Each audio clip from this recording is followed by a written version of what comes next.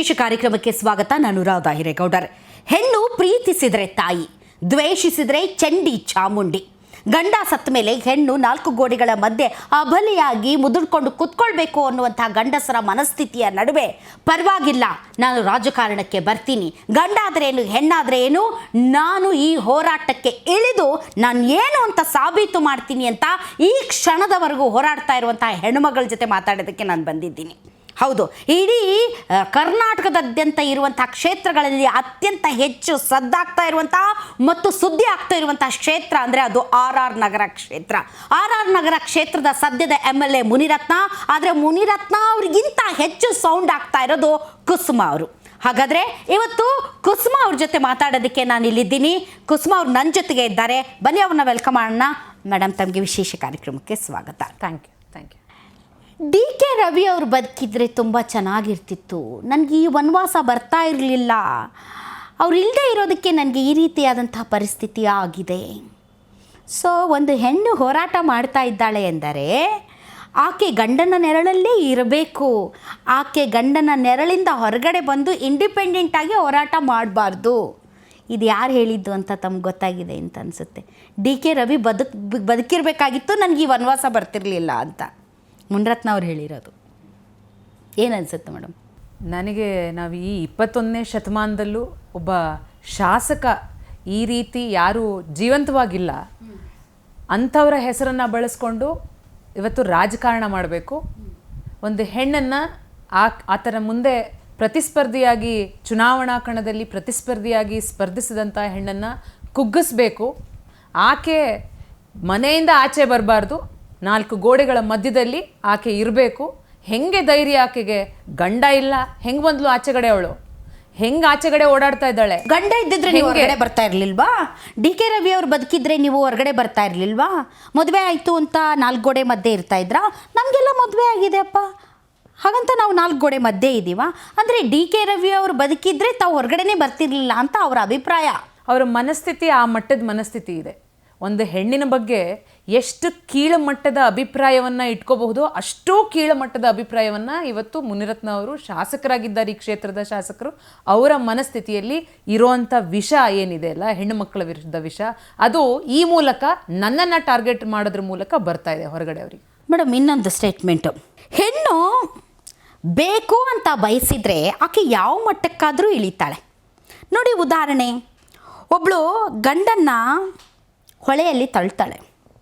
ಒಬ್ಬಳು ಬಾ ನೀನು ಬರ್ತ್ಡೇ ಪಾರ್ಟಿ ಮಾಡ್ತೀನಿ ಅಂತ ಟ್ಯಾಂಕಲ್ಲಿ ಹಾಕಿ ಸಿಮೆಂಟ್ ತುಂಬಿ ಸಾಯಿಸ್ತಾಳೆ. ಇನ್ನೊಬ್ಬ ಹೆಣ್ಮಗಳು ಗಂಡನ್ನು ಬಿಟ್ಟು ಮಕ್ಕಳನ್ನ ಬಿಟ್ಟು ಇನ್ನೊಬ್ಬಳ ಜೊತೆ ಓಡೋಗ್ತಾಳೆ. ಹೀಗೆ ಹೆಣ್ಣು ಬಯಸಿದರೆ ಏನು ಮಾಡೋದಕ್ಕೂ ಕೂಡ ರೆಡಿ ಆಗಿರ್ತಾಳೆ. ಮುನಿರತ್ನನ ಸ್ಥಾನ ಬೇಕಷ್ಟೇ, ಮುನಿರತ್ನನ MLA ಸ್ಥಾನ ಬೇಕು. ಅದಕ್ಕೆ ಆ ಹೆಣ್ಣು ಏನು ಬೇಕಾದರೂ ಮಾಡೋದಕ್ಕೆ ರೆಡಿ ಇದ್ದಾಳೆ ಅಂತ ಹೇಳೋದಕ್ಕೆ ಎಂತೆಂಥ ಉದಾಹರಣೆ ಕೊಟ್ಟರು ಮೇಡಮ್ ಅವರು. ಅಲ್ಲ, ಹೆಣ್ಣು ಮಕ್ಕಳ ಬಗ್ಗೆ ಇವರು ಇಟ್ಕೊಂಡಿರೋ ಅಭಿಪ್ರಾಯ ನೋಡಿ. ಗಂಡು ಮಕ್ಕಳು ಅಷ್ಟು ಇಡೀ ದೇಶದಲ್ಲಿ ರೇಪ್ಗಳಾಗ್ತಾ ಇದ್ದಾವೆ. ಎಷ್ಟೋ ಜನ ಹೆಣ್ಮಕ್ಳನ್ನ ಮನೆಯಲ್ಲಿ ಕುಡಿದು ಹೊಡಿತಾ ಇದ್ದಾರೆ, ಸೀಮೆಣ್ಣೆ ಹಾಕಿ ಸುಡ್ತಾ ಇದ್ದಾರೆ. ಇವೆಲ್ಲವೂ ಬರಲ್ಲ. ಹೆಣ್ಮಕ್ಳು ಸಾಧನೆ ಮಾಡಿರೋ ಹೆಣ್ಮಕ್ಳು ಅವ್ರಿಗೆ ಬರೋದಿಲ್ಲ. ಈ ಕೆಲವೊಂದು ಘಟನೆಗಳೇನಾಗಿರುತ್ತೋ ಇಂಥ ಮಾತುಗಳನ್ನು ಹೇಳ್ಕೊಂಡು ಅವ್ರು ಯಾವ ಸ್ಥಾನದಲ್ಲಿದ್ದಾರೆ ಮೇಡಮ್? ಅವ್ರ ಸ್ಥಾನನ ಕಿತ್ಕೊಳ್ಳೋದಕ್ಕೆ ನಾನು ಪ್ರಯತ್ನ ಮಾಡ್ತಾ ಇದ್ದೀನಿ ಅಂದರೆ ಅವ್ರು ಯಾವ ಸ್ಥಾನದಲ್ಲಿ ಇದ್ದಾರೆ? ಅವರು ಕೂಡ ಈ ದೇಶದ ನಾಗರಿಕ. ಆದರೆ ಅವರು ಇರೋವಂಥ ಸ್ಥಾನ ಯಾವುದು? ಅವ್ರು ಇರೋವಂಥ ಸ್ಥಾನ ಯಾವುದು ಅಂತಂದರೆ ಎಲ್ಲ ಹಗರಣಗಳು ಬರ್ತಾ ಇದ್ದಾವಲ್ಲ, ಏಡ್ಸ್ ಇಂಜೆಕ್ಷನ್ ಕೊಡುವಂಥ ಹಗರಣ ಮಾಡಿರುವಂಥ ಸ್ಥಾನ, ಈ ವಿಧಾನಸೌಧದಲ್ಲಿ ಅತ್ಯಾಚಾರ ಮಾಡಿದ್ದಾರೆ ಅನ್ನೋ ಆರೋಪವನ್ನು ಹೊತ್ಕೊಂಡಿರುವಂಥ ಸ್ಥಾನ, ಗುತ್ತಿಗೆದಾರರನ್ನು ಮನೆಗೆ ಕರೆದು ನೀನು ಲಂಚ ಕೊಡು, ಲಂಚ ಕೊಡದೆ ಹೋದರೆ ನಿನ್ನ ಹೆಂಡತಿಯನ್ನು ಮಗಳನ್ನು ಮಂಚಕ್ಕೆ ಕಳಿಸು ಅಂತ ಹೇಳಿರುವಂಥ ಸ್ಥಾನ. ಈ ಎಲ್ಲ ಸ್ಥಾನಗಳನ್ನು ನಾನು ಪಡ್ಕೋಬೇಕಾ? ಖಂಡಿತವಾಗ್ಲೂ ನಾನು ಈ ಸ್ಥಾನನ ಪಡ್ಕೊಳ್ಳೋದಕ್ಕೆ ಯಾವತ್ತೂ ಕೂಡ ಬಯಸೋದಿಲ್ಲ. ಯಾಕೆ ಮೇಡಮ್ ಹೆಣ್ಮಕ್ಳು ಫೈಟ್ ಮಾಡಬಾರ್ದಾ? ಹೆಣ್ಮಕ್ಳು ರಾಜಕೀಯದಲ್ಲಿ ಇರಬಾರ್ದಾ? ಹೆಣ್ಣುಮಕ್ಕಳು ಒಬ್ಬ ಗಂಡಿಗೆ ಸರಿ ಸಮಾನವಾಗಿ ಆಯಿತು ನೀನೇನು ಮಾಡ್ತೀಯೋ ನೋಡ್ತೀನಿ, ನಾನು ಇದ್ದೀನಿ ಈ ರೇಸಲ್ಲಿ ಅಂತ ತನ್ನನ್ನು ತಾನು ಸಾಬೀತು ಮಾಡಬಾರ್ದಾ? ಅಂದರೆ ಹೆಣ್ಣು ಯಾವುದಕ್ಕೂ ಮನಸ್ಸೇ ಮಾಡಬಾರ್ದಾ? ಹೆಣ್ಣು ಅಂತಂದರೆ ಏನು ಅಂದ್ಕೊಂಡಿದ್ದಾರೆ? ಅವ್ರಿಗೆ ಭಾಳ ತುಂಬ ತಾತ್ಸಾರ ಹೆಣ್ಣು ಅಂತಂದರೆ. ಆಕೆ ಬರೀ ನಾಲ್ಕು ಗೋಡೆ ಮಧ್ಯೆ ಅಷ್ಟೇ ಇರಲಿಕ್ಕೆ ಸೂಕ್ತ. ಆಕೆ ಇವರ ಬೇಡಗಳನ್ನು ನೋಡಿಕೊಂಡು ಇವರ ಮಕ್ಕಳನ್ನು ಸಾಕಿ ಇವರ ಮಕ್ಕಳ ಭವಿಷ್ಯವನ್ನು ಬೆಳಗಿಸಿ ಸಮಾಜದಲ್ಲಿ ಒಂದು ಸ್ವಾಸ್ಥ್ಯ ಕಾಪಾಡಲಿಕ್ಕೆ ಹೆಣ್ಮಕ್ಳು ಬೇಕು. ಮಿಕ್ಕಿದ್ದಕ್ಕೆ ರಾಜಕಾರಣದಲ್ಲಿ, ಅದು ಪುರುಷ ಪ್ರಧಾನ ಸಿಸ್ಟಮ್ ಇರುವಂಥ ರಾಜಕಾರಣದಲ್ಲಿ ಒಬ್ಬ ಹೆಣ್ಣುಮಗಳು ಆಚೆಗೆ ಬಂದು ನಾನು ಕೂಡ ಎದುರುಗಡೆ ನಿಂತ್ಕೋತೀನಿ, ನಿಮ್ಮ ಮುಂದೆ ಧೈರ್ಯವಾಗಿ ನಿಂತ್ಕೋತೀನಿ, ನಿಮ್ಮ ಮೇಲೆ ನಾನು ಕೂಡ ಹೋರಾಟವನ್ನು ಮಾಡ್ತೀನಿ ಅಂತ ಹೇಳೋ ಹೆಣ್ಮಕ್ಳು ಕಂಡ್ರೆ ಇವ್ರಿಗಾಗೋದಿಲ್ಲ. ಅದಕ್ಕೆ ಇವತ್ತು ವೈಯಕ್ತಿಕವಾಗಿ ಟಾರ್ಗೆಟ್ ಮಾಡುವಂಥದ್ದು, ವೈಯಕ್ತಿಕವಾಗಿ ಇರುವಂಥ ತೇಜೋವಧೆ ಮಾಡುವಂಥದ್ದು, ತುಂಬ ಹೀನಾಯವಾಗಿ ಕೆಳಮಟ್ಟದಲ್ಲಿ ಮಾತಾಡುವಂಥದ್ದು, ಇದು ಇವ್ರ ಮನಸ್ಥಿತಿ. ಹೆಣ್ಣಿಂದ ಮಹಾಭಾರತ ಆಯಿತು, ಹೆಣ್ಣಿಂದ ಕುರುಕ್ಷೇತ್ರ ಆಯಿತು, ಹೆಣ್ಣಿಂದ ರಾಮಾಯಣ ಆಯಿತು, ಈಗ ಆರ್ ಆರ್ ನಗರ ಕ್ಷೇತ್ರದಲ್ಲೂ ಒಂದು ಹೆಣ್ಣಿಂದ ಕುರುಕ್ಷೇತ್ರ ಆಗ್ತಾ ಇದೆ. ಅವರು ನಿಮ್ಮನ್ನು ಹೆಣ್ಣು ಹೆಣ್ಣು ಹೆಣ್ಣು ಅಂತಿದ್ದಾರೆ ಹೊರತು ತನ್ನ ವಿರುದ್ಧ ಸ್ಪರ್ಧಿಸಿ ಕೇವಲ 12,000 ವೋಟ್ಗಳಿಂದ ನಾನು ಗೆದ್ದಿದ್ದೇನೆ ಅನ್ನೋದು ಅವ್ರು ಮರ್ತೋಗಿದ್ದಾರೆ. ನೀವು ಒಬ್ಬ ಪೊಲಿಟಿಷಿಯನ್ನು ಮೊದಲನೇ ಬಾರಿಗೆ ಸ್ಪರ್ಧೆ ಮಾಡಿದಾಗಲೇ ಅವ್ರನ್ನ ವಿಲವಿಲ ಒದ್ದಾಡಿಸಿದ್ದೀರಿ ಅನ್ನುವಂತಹ ಒಂದು ಸಾಮರ್ಥ್ಯವುಳ್ಳಂಥ ಒಬ್ಬ ಪೊಲಿಟಿಷಿಯನ್ ಅನ್ನೋದನ್ನು ಮರ್ತುಬಿಟ್ಟಿದ್ದಾರೆ. ಬರೀ ಹೆಣ್ಣು ಹೆಣ್ಣು, ಆ ಹೆಣ್ಣು ಈ ಹೆಣ್ಣು, ಹೆಣ್ಣು ಅಂದರೆ ಹೆಣ್ಣು ಅಂತಂದರೆ ಹೆಣ್ಣು ಸೋನಿಯಾ ಗಾಂಧಿ ಒಬ್ಬ ಹೆಣ್ಣು, ಇಂದಿರಾ ಗಾಂಧಿ ಒಬ್ಬ ಹೆಣ್ಣು, ಅವ್ರ ಪಾರ್ಟಿಯಲ್ಲಿರುವಂಥ ಸ್ಮೃತಿ ಇರಾನಿ ಅವರು ಒಬ್ಬ ಹೆಣ್ಣು, ಶೋಭಾ ಕರಂದ್ಲಾಜೆ ಅವರು ಒಬ್ಬ ಹೆಣ್ಣು, ಈ ದೇಶದ ರಾಷ್ಟ್ರಪತಿಗಳು ಒಬ್ಬ ಹೆಣ್ಣು. ಹಾಗಾದರೆ ಹೆಣ್ಣು ಅಷ್ಟೇ, you are not a politician. ಅವ್ರಿಗೆ ಟಕ್ಕರ್ ಕೊಟ್ಟಂತಹ ಒಬ್ಬ ಪೊಲಿಟಿಷಿಯನ್ ಅಲ್ಲ, ಹೆಣ್ಣು. ನನಗೆ ಆಶ್ಚರ್ಯ ಆಗುತ್ತೆ, ಇಷ್ಟು ಕೀಳ್ಮಟ್ಟದ ಅಭಿರುಚಿನ ಇಟ್ಕೊಂಡಿದ್ದಾರೆ. ಈ ದೇಶಕ್ಕಾಗಿ ಸಾಕಷ್ಟು ಜನ ಮಹಿಳೆಯರು ಅವ್ರ ಜೀವವನ್ನು ತ್ಯಾಗ ಮಾಡಿದ್ದಾರೆ. ಇವತ್ತು ಬ್ರಿಟಿಷರ ವಿರುದ್ಧ ಹೋರಾಟ ಮಾಡಿ ಜೀವವನ್ನು ತ್ಯಾಗ ಮಾಡಿರುವಂಥ ಹೆಣ್ಮಕ್ಳಿದ್ದಾರೆ. ಎಲ್ಲ ಕ್ಷೇತ್ರಗಳಲ್ಲೂ ಸಾಧನೆ ಮಾಡಿರುವಂಥ ಹೆಣ್ಮಕ್ಳಿದ್ದಾರೆ. ರಾಜಕಾರಣದಲ್ಲಿ ನೀವು ಹೇಳಿದ್ರಿ, ರಾಜಕಾರಣದಲ್ಲಿ ಇವತ್ತು ಜಯಲಲಿತಾ ಅವ್ರಿರ್ಬೋದು, ಶೀಲಾ ದೀಕ್ಷಿತ್ ಅಂತವ್ರು ಇರ್ಬೋದು, ಸುಷ್ಮಾ ಸ್ವರಾಜ್ ಅಂತವ್ರು ಇರಬಹುದು, ಮಮತಾ ಬ್ಯಾನರ್ಜಿ ಅಂತವ್ರು ಇರ್ಬೋದು, ಇಂದಿರಾ ಗಾಂಧಿ ಈ ದೇಶವನ್ನು 2 ಬಾರಿ ಪ್ರಧಾನಿ ಮಂತ್ರಿಯಾಗಿ ಆಳಿದ್ದಾರೆ. ಇದು ಸೋನಿಯಾ ಗಾಂಧಿ ಮೇಡಮ್ ಅವರಿದ್ದಾರೆ, ಪ್ರಿಯಾಂಕಾ ಗಾಂಧಿ ಹೋರಾಟ ಮಾಡ್ತಾನೇ ಇದ್ದಾರೆ, ಅವರ ಪಕ್ಷದಲ್ಲೂ ಕೂಡ ಹೆಣ್ಮಕ್ಳಿದ್ದಾರೆ. ಇವರಿಗೆ ಹೆಣ್ಮಕ್ಳು ಯಾರೂ ಕೂಡ ಮುಂದೆ ಬರಬಾರ್ದು, ಇವರ ಮುಂದೆ ಯಾರೂ ಕೂಡ ನಿಂತ್ಕೊಬಾರ್ದು. ಈಗಿನ ಹೆಣ್ಮಕ್ಳು ಬಿಡಿ, ಈತ ಮಾತಾಡೋ ಮಾತಿನಲ್ಲಿ ರಾಮಾಯಣ ಒಂದು ಹೆಣ್ಣಿಂದ ಆಯಿತು, ಮಹಾಭಾರತ ಒಂದು ಹೆಣ್ಣಿಂದ ಆಯಿತು. ರಾಮಾಯಣ ಆಗಿದ್ದು ಯಾಕೆ? ರಾಕ್ಷಸ ರಾವಣ ಸೀತಾದೇವಿ ಮೇಲೆ ಮೋಹಪಟ್ಟು ಆಕೆಯನ್ನು ಅಪಹರಿಸಿದ್ದಕ್ಕಲ್ವ ರಾಮಾಯಣ ಆಗಿದ್ದು? ಅಲ್ಲಿ ಯಾರ್ದು ತಪ್ಪು? ಕುರುಕ್ಷೇತ್ರ ಆಗಿದ್ದು ಯಾಕೆ? ಕೌರವರೆಲ್ಲರೂ ಸೇರಿ ದ್ರೌಪದಿಯ ವಸ್ತ್ರಾಪಹರಣ ಮಾಡಿದ್ರು ಅಂತ ಅಲ್ವಾ ಕುರುಕ್ಷೇತ್ರ ಆಗಿದ್ದು? ಇವರಿಗೆ ಹೆಣ್ಣು ಮಕ್ಕಳು ಕಂಡ್ರೆ ಯಾವತ್ತೂ ಕೂಡ ಸಹಿಸ್ಕೊಳ್ಳೋ ಆಗದೆ ಇರೋಷ್ಟರ ಮಟ್ಟಿಗೆ ದ್ವೇಷ ಮತ್ತು ಅಸಹ್ಯವನ್ನು ಅವರು ಬೆಳೆಸ್ಕೊಂಡಿದ್ದಾರೆ. ಇದು ಈ ಮನುಷ್ಯನ ಪ್ರವೃತ್ತಿ. ಅದೇ ಹೆಣ್ಮಕ್ಳ ಬಗ್ಗೆ ಇಷ್ಟು ತುಚ್ಛವಾಗಿ ಮಾತಾಡೋ ಹೆಣ್ಮಕ್ಳ ಬಗ್ಗೆ ಈತ ಒಂದು ಹೆಣ್ಮಕ್ಳನ್ನ ವಿಧಾನಸೌಧಕ್ಕೆ ಕರ್ಕೊಂಡೋಗಿ ರೇಪ್ ಮಾಡ್ತಾರೆ ಅಂತ ಅಂದರೆ, ಬೇರೆಯವ್ರ ಮನೆ ಹೆಣ್ಮಕ್ಳನ್ನ ಮಂಚಕ್ಕೆ ಕರೀತಾರೆ ಅಂತಂದರೆ, ನೀವು ಯೋಚನೆ ಮಾಡಿ ಯಾವ ಮಟ್ಟದ ಒಂದು ಮನಸ್ಥಿತಿಯನ್ನು ಇಟ್ಕೊಂಡು ಇವರು ರಾಜಕಾರಣವನ್ನು ಮಾಡ್ತಾ ಇದ್ದಾರೆ ಅಂತ. ಅವ್ರ ಪಕ್ಷದವರು ಮೇಡಮ್, ಹೆಣ್ಮಕ್ಳಿಗೆ ತುಂಬಾ ಗೌರವ ಕೊಡುವಂಥ ಪಕ್ಷ BJP ಪಕ್ಷ. ಆದರೆ BJP ಪಕ್ಷ ಈ ವಿಚಾರದಲ್ಲಿ ಅವ್ರು ಮಾತಾಡುವಂಥ ಮಾತುಗಳ ವಿಚಾರದಲ್ಲಿ ಏನನ್ನೂ ರಿಯಾಕ್ಟ್ ಮಾಡಲ್ಲ ಅವರು, BJP ಅವರು. ಅಲ್ಲ, ಈ ಮನುವಾದದ ಸಂಸ್ಕೃತಿ ಅಂತ ಹೇಳ್ತಾರಲ್ಲ, ಹೆಣ್ಣು ಮಕ್ಕಳಿಗೆ ರಾಜಕಾರಣದಲ್ಲಿರಲಿ ಮನೆಯಿಂದ ಆಚೆ ಬರಲಿಕ್ಕೆ ಒಪ್ಪಲ್ಲ. BJP ಅವರು ಹಾಗಾದ್ರೆ ಇವ್ರು ಇಷ್ಟೊಂದೆಲ್ಲ ಮಾತಾಡ್ತಿದಾರಲ್ಲ, ಇವ್ರನ್ನ ಸಮರ್ಥಿಸ್ಕೊಳ್ತಾ ಇದ್ದಾರಲ್ಲ, ಹಾಗಾದ್ರೆ ಇಡೀ BJP ಪಕ್ಷದವರು ಎಲ್ಲರೂ ಕೂಡ ಇದೇ ಅಭಿಪ್ರಾಯ ಹೆಣ್ಮಕ್ಳ ಬಗ್ಗೆ ಇಟ್ಕೊಂಡಿದ್ದಾರಾ? ನನ್ನನ್ನು ಹೇಳ್ತಾರೆ, ಹೆಣ್ಮಕ್ಳನ್ನ ಕರ್ಕೊಂಡು ವಾಕಿಂಗ್ ಮಾಡ್ತೀಯಾ, ಮಾಡ್ತಾ ಇದ್ದಾರೆ, ಹೆಣ್ಮಕ್ಳನ್ನ ಇಟ್ಕೊಂಡು ಪ್ರಚಾರ ಮಾಡ್ತಿದ್ದೀರಾ ಅಂತ. ಹೆಣ್ಣು ಮಗಳಿಗೆ ಟಿಕೆಟ್ ಕೊಟ್ಟಿದ್ದು ಕಾಂಗ್ರೆಸ್ ಪಕ್ಷ. ನಿಮ್ಮ ಪಕ್ಷದಲ್ಲಿ ಹೆಣ್ಣುಮಕ್ಳಿಗೆ ಟಿಕೆಟ್ ಕೊಡಲ್ಲ ಅಂತಂದರೆ, ಕಾಂಗ್ರೆಸ್ ಪಕ್ಷ ನಂಬಿರುವಂಥದ್ದು ಹೆಣ್ಣು ಮಕ್ಕಳು ಕೂಡ ಸಮಾನರಾಗಿದ್ದಾರೆ, ಅವ್ರಿಗೂ ರಾಜಕಾರಣದಲ್ಲಿ ಅವಕಾಶ ಮಾಡಿಕೊಡ್ಬೇಕು, ಅವರು ಕೂಡ ಸಾಧಿಸುವಂಥ ಎಲ್ಲ ಛಲವನ್ನು ಇಟ್ಕೊಂಡಿದ್ದಾರೆ, ಅವರು ಕೂಡ ಶ್ರೇಷ್ಠವಾಗಿ ಆಡಳಿತವನ್ನು ನಡೆಸ್ಬೋದು ಅಂತ ಹೇಳಿ ಕಾಂಗ್ರೆಸ್ ಪಕ್ಷ ನನಗೆ ಈ ಕ್ಷೇತ್ರದಲ್ಲಿ ಟಿಕೆಟನ್ನು ಕೊಟ್ಟಿದ್ದಾರೆ. ಅದನ್ನು ನೀವು ಯಾಕೆ ಒಪ್ಕೊಳ್ಳೋಕೆ ಸಾಧ್ಯ ಆಗ್ತಾ ಇಲ್ಲ? ಇಷ್ಟು ಕಷ್ಟ ಯಾಕೆ ಆಗ್ತಾ ಇದೆ? ನಿಮ್ಮ ವಿರುದ್ಧ ಒಂದು ಹೆಣ್ಣುಮಗಳು ಸ್ಪರ್ಧೆಯನ್ನು ಮಾಡಿದ್ಲು ಅಂತ ನೀವು ಒಪ್ಕೊಳ್ಳೋಕ್ಕಾಗದೇ ಇರೋಷ್ಟು ಕಷ್ಟ ಯಾಕೆ ಆಗ್ತಾ ಇದೆ ನಿಮಗೆ? ವಿಧಾನಸೌಧದಲ್ಲಿ, ಬೆಳಗಾವಿಯ ಸುವರ್ಣಸೌಧದಲ್ಲಿ ಲಕ್ಷ್ಮೀ ಹೆಬ್ಬಾಳ್ಕರ್ ಅವರನ್ನು CT ರವಿ ಅವರು ಅಂದಂಥ ಮಾತು ಮೇಡಮ್, ಅದಕ್ಕೆ BJP ಪಕ್ಷದವ್ರು ಯಾರೂ ರಿಯಾಕ್ಟ್ ಮಾಡಿಲ್ಲ, ಬದಲಾಗಿ ಅವ್ರಿಗೆ ಸಪೋರ್ಟ್ ಮಾಡಿದರು. ಸೊ ಹೀಗಾಗಿ ನನಗೆ ಗೊತ್ತಿಲ್ಲ, ಬೇಕಾದಾಗ ಅವರಿಗೆ ಹೆಣ್ಣಿನ ಬಗೆಗಿನ ಗೌರವ ಜಾಗೃತವಾಗುತ್ತೆ, ಬೇಡ ಆದಾಗ ಅವ್ರು ಏನೂ ಮಾತಾಡೋದಿಲ್ಲ. ಬಟ್ ನಿನ್ನೆನೋ ಮೊನ್ನೆನೋ ನಡೆದಿರೋ ಕಾರ್ಯಕ್ರಮ ಮೇಡಮ್, ಸರ್ಕಾರದ ಕಾರ್ಯಕ್ರಮ, ಆ್ಯಸ್ ಒಬ್ಬ ಪಕ್ಷದ ಕಾರ್ಯಕರ್ತೆಯಾಗಿ ಮತ್ತು ಈ ಒಂದು ವಿಧಾನಸಭಾ ಕ್ಷೇತ್ರದ ಒಬ್ಬ ಸ್ಪರ್ಧಿಯಾಗಿ ತಾವು ಹೋಗಿದ್ರಿ. ಇದು ಎಲ್ರಿಗೂ ಆಹ್ವಾನ ಕೊಟ್ಟಿದ್ದು, ಪೇಪರಲ್ಲಿ ಆಹ್ವಾನ ಕೊಟ್ಟಿದ್ದಾರೆ. ಇನ್ನೂ ನೆಕ್ಸ್ಟ್ ಯಾವ ಪಾರ್ಕ್ಗಳಲ್ಲಿ ಈ ಒಂದು ಸರ್ಕಾರದ ಏನು ಕಾರ್ಯಕ್ರಮ ಇದೆ, ಜನಸಾಮಾನ್ಯರನ್ನು ಭೇಟಿ ಮಾಡಿ ಅವರ ಕುಂದುಕೊರತೆಗಳನ್ನು ಅಹವಾಲನ್ನು ಸ್ವೀಕಾರ ಮಾಡುವಂಥ ಕಾರ್ಯಕ್ರಮ ಏನಿದೆ, ಯಾವ್ಯಾವ ದಿನ ಯಾವ್ಯಾವ ಪಾರ್ಕಲ್ಲಿ ಇದೆ ಅಂತ ಕೂಡ ಒಂದು ವಾರ ವಾರದ ಒಂದು 5 ದಿನಗಳ ಕಾರ್ಯರೂಪಗಳನ್ನು ಕೂಡ ಪೇಪರ್ನಲ್ಲಿ ಇದು ಎಲ್ರಿಗೂ ಆಹ್ವಾನ ಇರುವಂಥ ಕಾರ್ಯಕ್ರಮ. ಇದು ಬರೀ ಕೇವಲ ಒಬ್ಬರಿಗೆ ಇರುವಂಥ ಆಹ್ವಾನ ಇದ್ದಂಥ ಕಾರ್ಯಕ್ರಮ ಅಲ್ಲ. ಇದು ಜನಸಾಮಾನ್ಯರನ್ನ ಉಪಮುಖ್ಯಮಂತ್ರಿಗಳು ಬೆಂಗಳೂರು ಉಸ್ತುವಾರಿ ಸಚಿವರಾಗಿರುವಂಥ ಡಿ ಕೆ ಶಿವಕುಮಾರ್ ಸರ್ ಅವರು ಅವರ ಕಾರ್ಪೊರೇಷನ್ GBA ಕಾರ್ಪೊರೇಷನ್ ಆದ ನಂತರ ಕಾರ್ಪೊರೇಷನ್ಗೆ ಸಂಬಂಧಪಟ್ಟ ಅಧಿಕಾರಿಗಳ ಜೊತೆಗೆ ಬಂದು ಎಲ್ಲರನ್ನೂ ಮಾತಾಡಿಸಿ ಅಲ್ಲಿ ಸಮಾಲೋಚನೆ ನಡೆಸಿ ಅಲ್ಲಿ ಸಮಸ್ಯೆಗಳಿದ್ರೆ ಅವರ ಕುಂದುಕೊರತೆಗಳು ನಾಗರಿಕರದಿದ್ರೆ ಅದನ್ನ ಆಹ್ವಾನ ಸ್ವೀಕಾರ ಮಾಡಿ ಅಲ್ಲೇ ಸ್ಥಳದಲ್ಲೇ ಪರಿಹಾರವನ್ನು ಸೂಚಿಸುವಂತ ಇದು ಕಾರ್ಯಕ್ರಮ ಇರುವಂಥದ್ದು.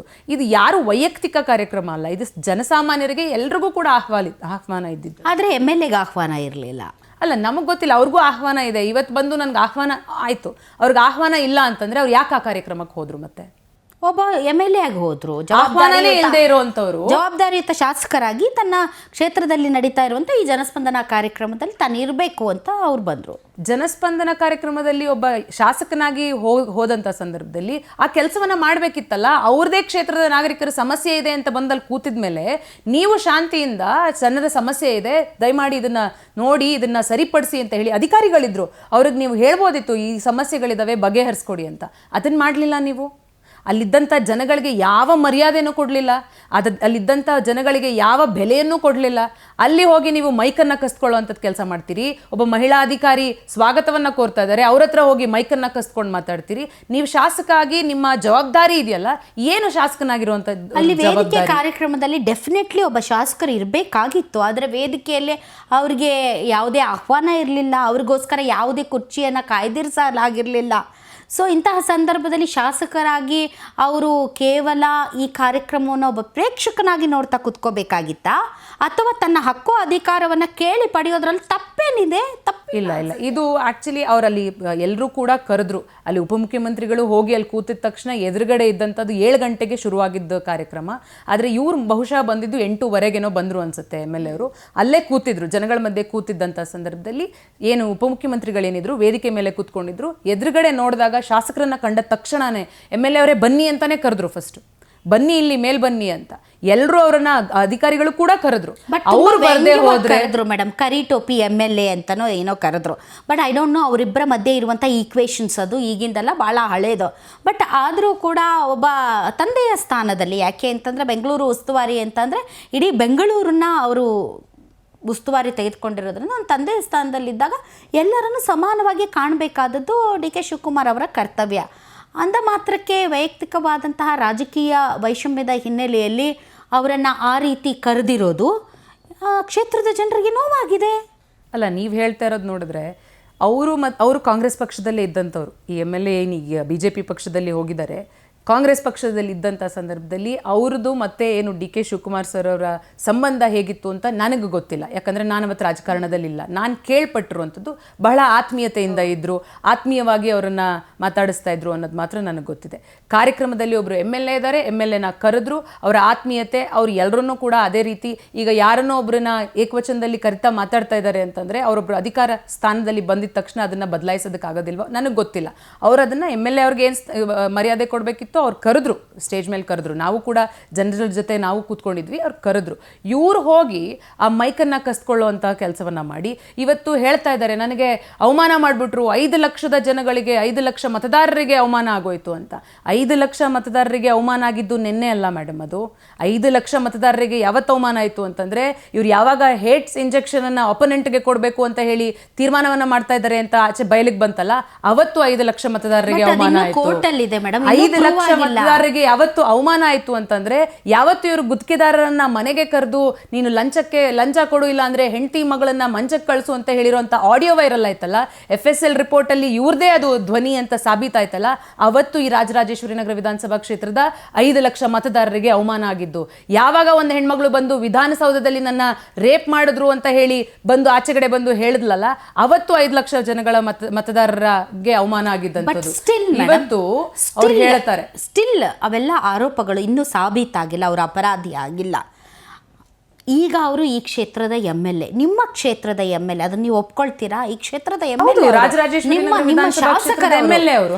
ನಿಮ್ಮ ಶಾಸಕರವರು, ಆ ಶಾಸಕರನ್ನ ಈ ತುಂಬಿದ ಸಭೆಯಲ್ಲಿ ಅವರನ್ನು ಕರೆಯದೆ, ಅವರನ್ನು ತಮಗೆ ಬೇಕಾದಂಥ ದಾಟಿಯಲ್ಲಿ ಅವರನ್ನು ಕರೆದು ಎಲ್ಲ ಒಂದು ಕಡೆ ಅವರು ಕೂಡ ಅವಮಾನಕ್ಕೊಳಗಾದರು ಮತ್ತು ಅವರ ಮಾತಿನಿಂದ ಕ್ಷೇತ್ರದ ಜನರಿಗೂ ಕೂಡ ಮುಜುಗರ ಆಯಿತು. ಇಲ್ಲ, ನನಗೆ ಗೊತ್ತಿರೋ ಪ್ರಕಾರ ಕ್ಷೇತ್ರದ ಜನಕ್ಕೆ ಯಾವ ವಿಚಾರಗಳಲ್ಲಿ ಅವಮಾನ ಆಗಿದೆ ಅಂತ ನಾನು ನಿಮ್ಗೆ ಹೇಳಿದೆ.